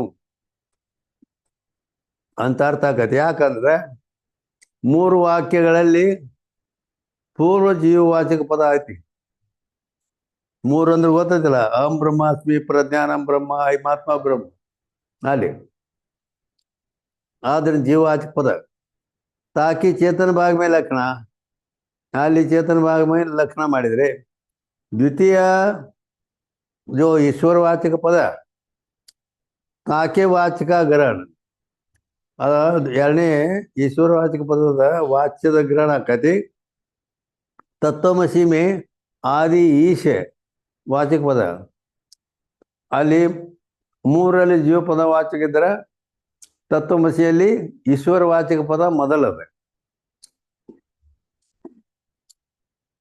ताकि चेतन भाग में लक्षण और द्वितीय जीववाचक पद में ताका वाचक ग्रहण इस रीति से लक्षण ನೇಮ್ ಕರೆಯೋ ಪ್ರಥಮ ಮೊದಲು ಮಾಡೋದು ಎರಡನೇದ್ದು ಅಂತ ಹಿಂಗೆ ಏನು ಒಂದು ಕ್ರಮ ಇದನ್ನು ಹಚ್ಚಿದರೆ ನೇಮ್ करे तो वाक्यन का परस्पर विरोध होवेगा ಈಗ ವಾಕ್ಯಗಳಲ್ಲಿ ಪರಸ್ಪರ ವಿರೋಧ ಆಗಿಬಿಡ್ತದೆ तैसे सर्व वाक्यन के द्वितीय पद कहिए ಆಗಲೇ ಪದ में ದ್ವಿತೀಯ ಪದ ಅಂದ್ರೇನು ಮುಂದಿನ ಎರಡನೇ ಪದ ಲಕ್ಷಣ ಒಂದು ಒಪ್ಪಿದ್ದಾದ್ರೆ ತೀನಿ ವಾಕ್ಯನ ಮೇ ಮೂರು ವಾಕ್ಯ ಬ್ರಹ್ಮಾಸ್ಮಿ ಪ್ರಜ್ಞಾನಂ ಬ್ರಹ್ಮ ಹಿಮಾತ್ಮ ಬ್ರಹ್ಮ ತದವಲ್ಲ ಆ ಮೂರು ವಾಕ್ಯಗಳಲ್ಲಿ ಜೀವ ಪದಕ್ಕೆ ವಾಚಕ ಗ್ರಹಣ ಅಲ್ಲಿ ಜೀವವಾಚಕ ಪದ ಗ್ರಹಣ ಮಾಡಬೇಕಾಗತಿ ಉತ್ತರ ಈಶ್ವಾಚಕ ಪದ ಅಲ್ಲಿ ಮುಂದಿನ ಅವೆಲ್ಲ ಪ್ರಜ್ಞಾನಂ ಬ್ರಹ್ಮ ಹಿಮಾತ್ಮ ಬ್ರಹ್ಮ ಅಹಂ ಬ್ರಹ್ಮಾಸ್ಮಿ ಹಿಂಗೆ ಬ್ರಹ್ಮ ईश्वरवाचक पद ಎರಡೇ ನಂಬರ್ ಬಂದ್ಬಿಡ್ತೈತಿ याते अल्पज्ञता आदि धर्म विशिष्ट चेतन है ये तीन वाक्यन का अर्थ होगा आद्रिंद अल्पज्ञतादि धर्म विशिष्ट चेतन ಐತಿ ಅಂತೇಳಿ ಈಗ ಮೂರು ವಾಕ್ಯಗಳಿಂದ ಅರ್ಥ ಈ ರೀತಿ ಆಗುತ್ತದೆ ತತ್ವಮಸಿಯಲ್ಲಿ ಆದಿ ಈಶ ಪದ ತಾಕೆ ವಾಚಕ ಗ್ರಹಣ ತತ್ವಮಸಿ ವಾಕ್ಯ ಏನೈತಿ ಆ ಮೂರದು ಒಂದು ರೀತಿ ಹೇಳಿದ್ರೆ ಈ ತತ್ವಮಸಿ ವಾಕ್ಯದೇವನು ಆದಿ ಅಂದ್ರೆ ಮೊಟ್ಟ ಮೊದಲನೇ ಪದ ಈಶ್ವಾಚಕ ಐತೆ ಯಾಕ ತತ್ ಐತಿಲ್ಲ ತತ್ ತ್ವಮ್ ಅಂದ್ರೆ जीववाचक ಹಿಂದಿಗಡೆ ಐತಿ ताके वाचक ग्रहण द्वितीय जीव पद की चेतन भाग में लक्षण या ते सर्वज्ञतादि धर्म विशिष्ट चेतन है ये तत्वमसी का अर्थ होगा ಆದ್ದರಿಂದ ತತ್ವಮಸಿ ಮಹಾವಾಕ್ಯದ ಅರ್ಥ ಈ ರೀತಿ ಆಗ್ತದೆ. ಪರಸ್ಪರ ವಿರೋಧಿ ಹೋವೇಗ, ಮತ್ತು ಅದಕ್ಕೇನಾಗ್ತದಪ್ಪ ಅಂದ್ರೆ ಪರಸ್ಪರ ವಿರೋಧವೇ ಬರುತ್ತದೆ. ಇಸ್ ರೀತಿ ಸೇ ಪ್ರಥಮ ಅಥವಾ ದ್ವಿತೀಯ ಪದ ಮೇ ಲಕ್ಷಣ. ಪ್ರಥಮ ಪದ ದ್ವಿತೀಯ ಪದ ಯಾವುದು ನೀವು ಒಂದನೇ ಪದ ಎರಡನೇ ಪದ ಹೇಳಿದ್ರು ಆ ಕ್ರಮಕವಾದಿ ನೇಮಕವಾದಿ ಅಂತಂದ್ರೆ ಅದು ಸಂಭವಿಸೋಗಿಲ್ಲ. ಯಾತೆ ಸುಲಕ್ಷಣ ಕೈಯೇ ಸುಂದರ ಹೀ ಹೈ ಲಕ್ಷಣ ಜಿಸ್ಕೆ. ಸುಲಕ್ಷಣ ಅಂದ್ರೆ ಒಳ್ಳೆ ಲಕ್ಷಣ. ಆಚಾರ್ಯ ದ್ವೈಪದನ ಮೇ ಲಕ್ಷಣ ಪಾಕತ್ ಹೈ. ಆಚಾರ್ಯರು ಹಿಂದಿನ ನಮ್ಮ ಪೂರ್ವಾಚಾರ್ಯ ಶಂಕರಾಚಾರ್ಯ ಮೊದಲು ಮಾಡಿಕೊಂಡು ಎಲ್ಲ ಆಚಾರ್ಯರು ಅವ್ರು ಏನು ಮಾಡ್ಯಾರ, ಏನು ಹೇಳ್ತಾರಪ್ಪ ಅಂತಂದ್ರೆ ಈಶ್ವರವಾಚಕ ಪದಕ್ಕೆ ಪದ ಮೇ ಲಕ್ಷಣ ಹೈ ಅಂದ್ರ ಏನಂದ್ರು ಆಚಾರ್ಯ ದ್ವೈಪದನ ಲಕ್ಷಣ. ಅದಕ್ಕೆ ಒಂದರಲ್ಲಿ ಒಪ್ಪಿಲ್ಲ ಆಚಾರ್ಯರು. ಅವನು ಒಂದರಲ್ಲೇ ಒಪ್ಪಿ ಮಾಡಿ ಯಾರು ಯಾಕೆ ಮಾಡಬೇಕು ಲಕ್ಷಣ ಮಾಡಬೇಕು ಅಂತೇಳಿ ಅವನು ಶಂಕ ಮಾಡಿದ್ದ. ಅದಕ್ಕೆ ನಮ್ಮ ಅಪೂರ್ವ ಆಚಾರ್ಯರು ಅದಕ್ಕೆ ಇಲ್ಲಿ ವಿರೋಧ ಬರ್ತದೆ ಅಂತ ತಿಳ್ಕೊಂಡು ಎರಡೂ ಪದಗಳಲ್ಲಿ ಭಾಗತ್ಯಾಗ ತೊಂಪದಲ್ಲಿನೂ ಮಾಡು ತತ್ಪದದಲ್ಲಿನೂ ಮಾಡು. ಈಗ ವಾಚ್ಯಾರ್ಥ ಭಾಗ ತ್ಯಾಗ ಮಾಡು, ಲಕ್ಷ್ಯಾರ್ಥಗಳ ಎರಡನ್ನು ಕೂಡಿಸಿಬಿಡು, ಅಭೇದ ಆಗಿಬಿಡ್ತದೆ. ಈ ರೀತಿ ಅವ್ರು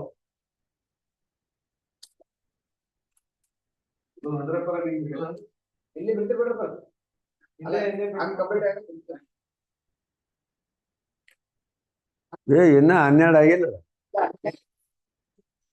ಇಲ್ಲಿಲ್ಲ, ಲವಂಗ್ ಕೆಲಸ ಮಾಡೈತಿ. 12 ಆಗ್ಲಿಲ್ಲ, ಒಂದು ಹಲ್ಲೇಗ ಆಗ್ಲಿಲ್ಲ.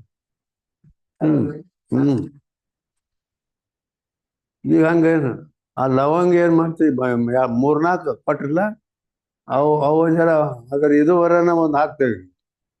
ಹಂಗ ಯಾಕೆ ಗಿರಣಿದು ಗರ್ರ ಮಾಡೋಣ ಜೋಳ ಹಾಕ್ತಾರಲ್ಲ ಹಂಗೆ ಮಾಡಿ ಆ ರೀತಿ. ಏನಾಯ್ತಪ್ಪ, ಎಲ್ಲಿಗೆ ಬಂದಿದ್ದೀವಿ ಈಗ? 447. ಈಶ್ವರವಾಚಕ ಪದ ಮೇ ಲಕ್ಷಣ ಹೈ ಯಾಕ ಉತ್ತರ. ಅಲ್ಲಿ ಈಶ್ವರವಾಚಕ ಪದದಲ್ಲಿ ಲಕ್ಷಣ ಮಾಡ್ರಿ ಅಂತ ಏನು ಅಂದಿದ್ದಲ್ಲ, ಅದಕ್ಕೆ ಉತ್ತರ ಹೇಳ್ತಾರೆ ಈಗ.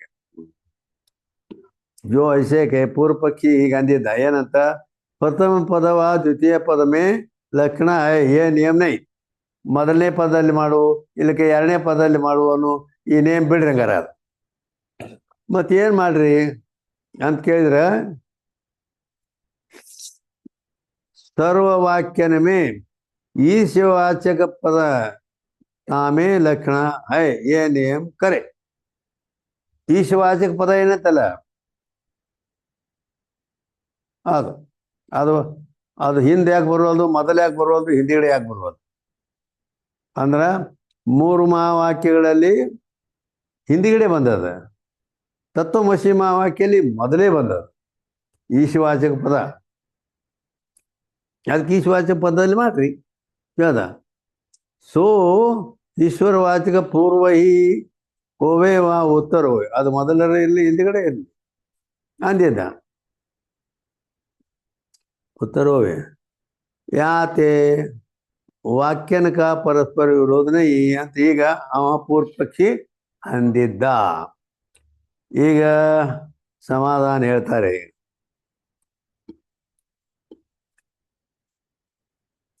47.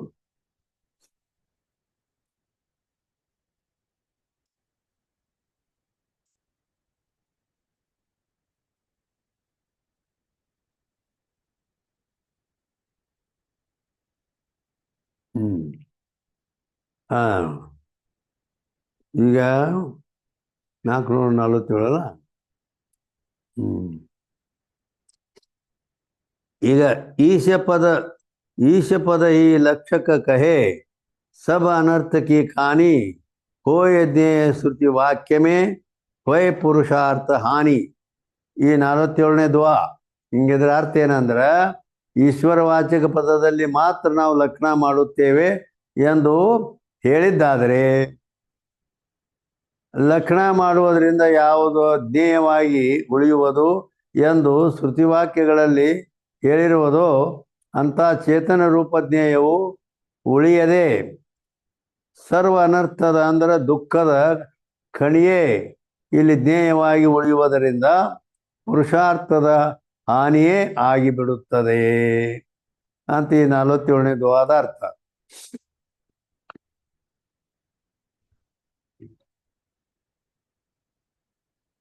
ठीक है, जो ಈಶ್ವರವಾಚಕ ಪದಕ್ಕೂ ಈ ಲಕ್ಷಕಕ್ಕೆ ಒಂದು ವೇಳೆ ಈಶ್ವರವಾಚಕ ಪದಕ್ಕನ್ನ ಲಕ್ಷಕ ಅಂತ ಹೇಳಿದರೆ ಸರ್ವ ಅನರ್ಥದ अल्पज्ञतादि पराधीनता जन्म मरण से आदि के जो दुख के खान ताकि खानी जो संसारी जीव सो श्रुति वाक्य में दे होवे याते पुरुषार्थ के ये मोक्ष की हानि हो जाएगी. ठीक है.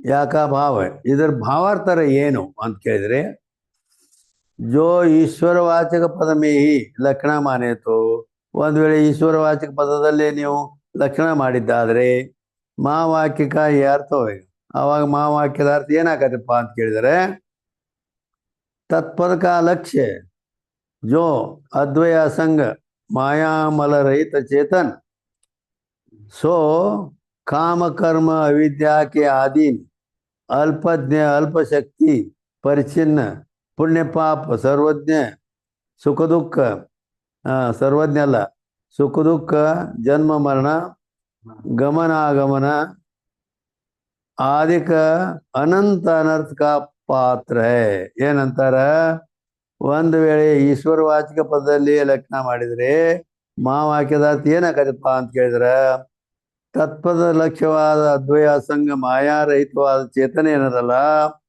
ಅದು ಕಾಮ ಕರ್ಮ ಅವಿದ್ಯೆಯ ಆಧೀನವಾಗಿ ಅಲ್ಪಜ್ಞ ಅಲ್ಪಶಕ್ತಿ ಪರಿಚ್ಛಿನ್ನ ಪುಣ್ಯ ಪಾಪ ಸುಖ ದುಃಖ ಜನ್ಮ ಮರಣ ಗಮನಾಗಮನ ಮೊದಲಾದ ಅನಂತ ಅನರ್ಥಗಳ ಪಾತ್ರವಾಗುತ್ತದೆ.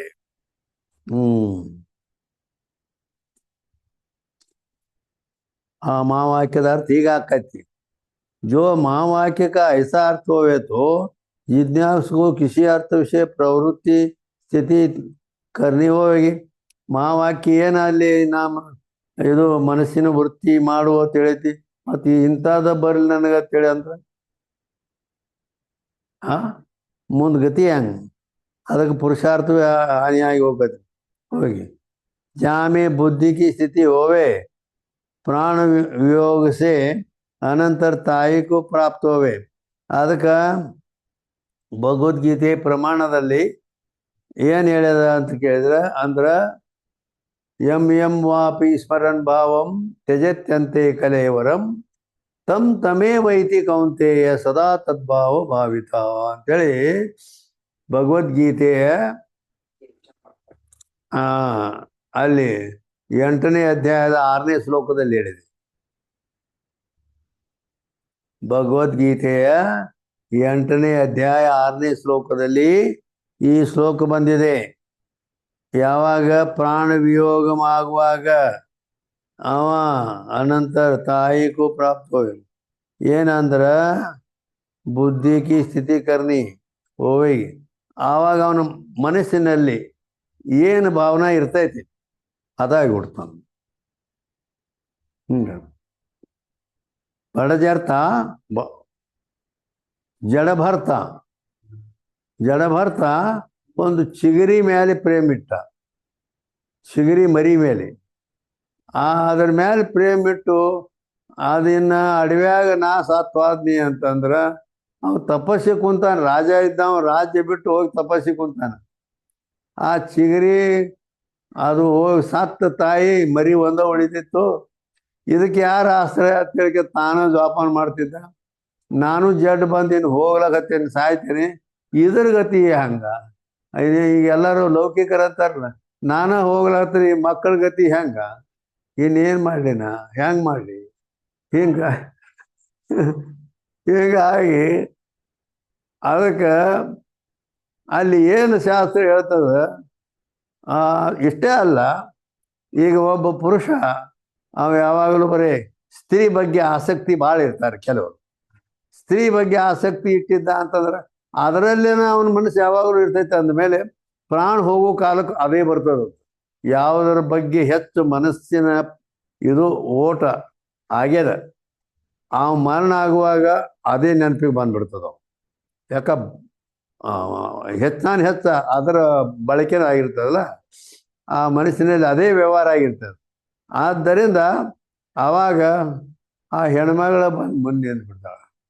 ಹೆಣ್ಮಗಳ ಭಾವನೆ ಆಗನ ಅವ ಹೆಂಗಸಾಗಿ ಹುಡ್ತಾನ. ಹೆಣ್ಣು ಮಗಳಾಗೆ ಹುಟ್ಬೇಕು. ಹೇಗೆ ಅದಕ್ಕಾಗಿ ಈ ರೀತಿ ಅಲ್ಲಿ ಭಗವದ್ಗೀತಾ ಹೇಳಿದೆ. ಅನಂತರ ತಾಯಿಗೂ ಪ್ರಾಪ್ತ ಯಾತೆ ವೇದವಾಕ್ಯನಕ್ಕೆ ವಿಚಾರತೆ ಮುಮುಕ್ಷುಕು ಅನರ್ಥ ಈ ಪ್ರಾಪ್ತವೇ. ಈ ರೀತಿ ಇಲ್ಲಿ ಮಹಾವಾಕ್ಯ ಅನರ್ಥ ಇಟ್ಟು ದುಃಖಗಳಲ್ಲಿ ಸಂಸಾರಿ ಜೀವ ಆಗಿ ಇಟ್ಟೆಲ್ಲ ಅದು ಅಂದ್ರೆ ಮತ್ತು ಅವೆಲ್ಲ ಗತಿ ಹಂಗೆ ಮುಂದೆ. ಅದಕ್ಕಾಗಿ आनंद की प्राप्ति नहीं होगी। याते ईश्वर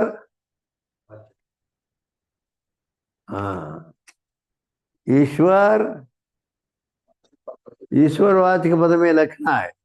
ईश्वरवाचक पद में लक्षण है, जीववाचक पद में नहीं।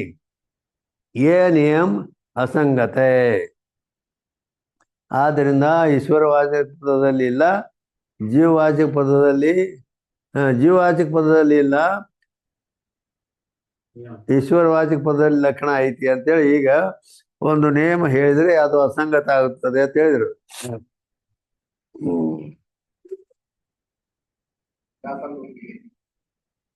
ಮುಂದೆ ಸನೇ ಇಲ್ಲ, ಸ್ಟಾಪ್ ದೂರಿದೆ. ಈ ಜರ ಅದನ್ನ ಇಟ್ಟೋತನ ಲವಂಗ ಅದ್ರ ಬಾಯ ಕೊಟ್ಟು ಗಪ್ ಮಾಡೇವೆ. ಇಲ್ಲಿಗೆ 448 ಅಂಕದಿಂದ ಮುಂದೆ. जय मंगलम जय नमः पार्वती शिव हर हर महादेव। सद्गुरु सिद्धार्थ महाराज की जय, रुद्रावधूत महाराज की जय, सकल साधु संत महाराज की जय। पार्वती पति हर हर महादेव।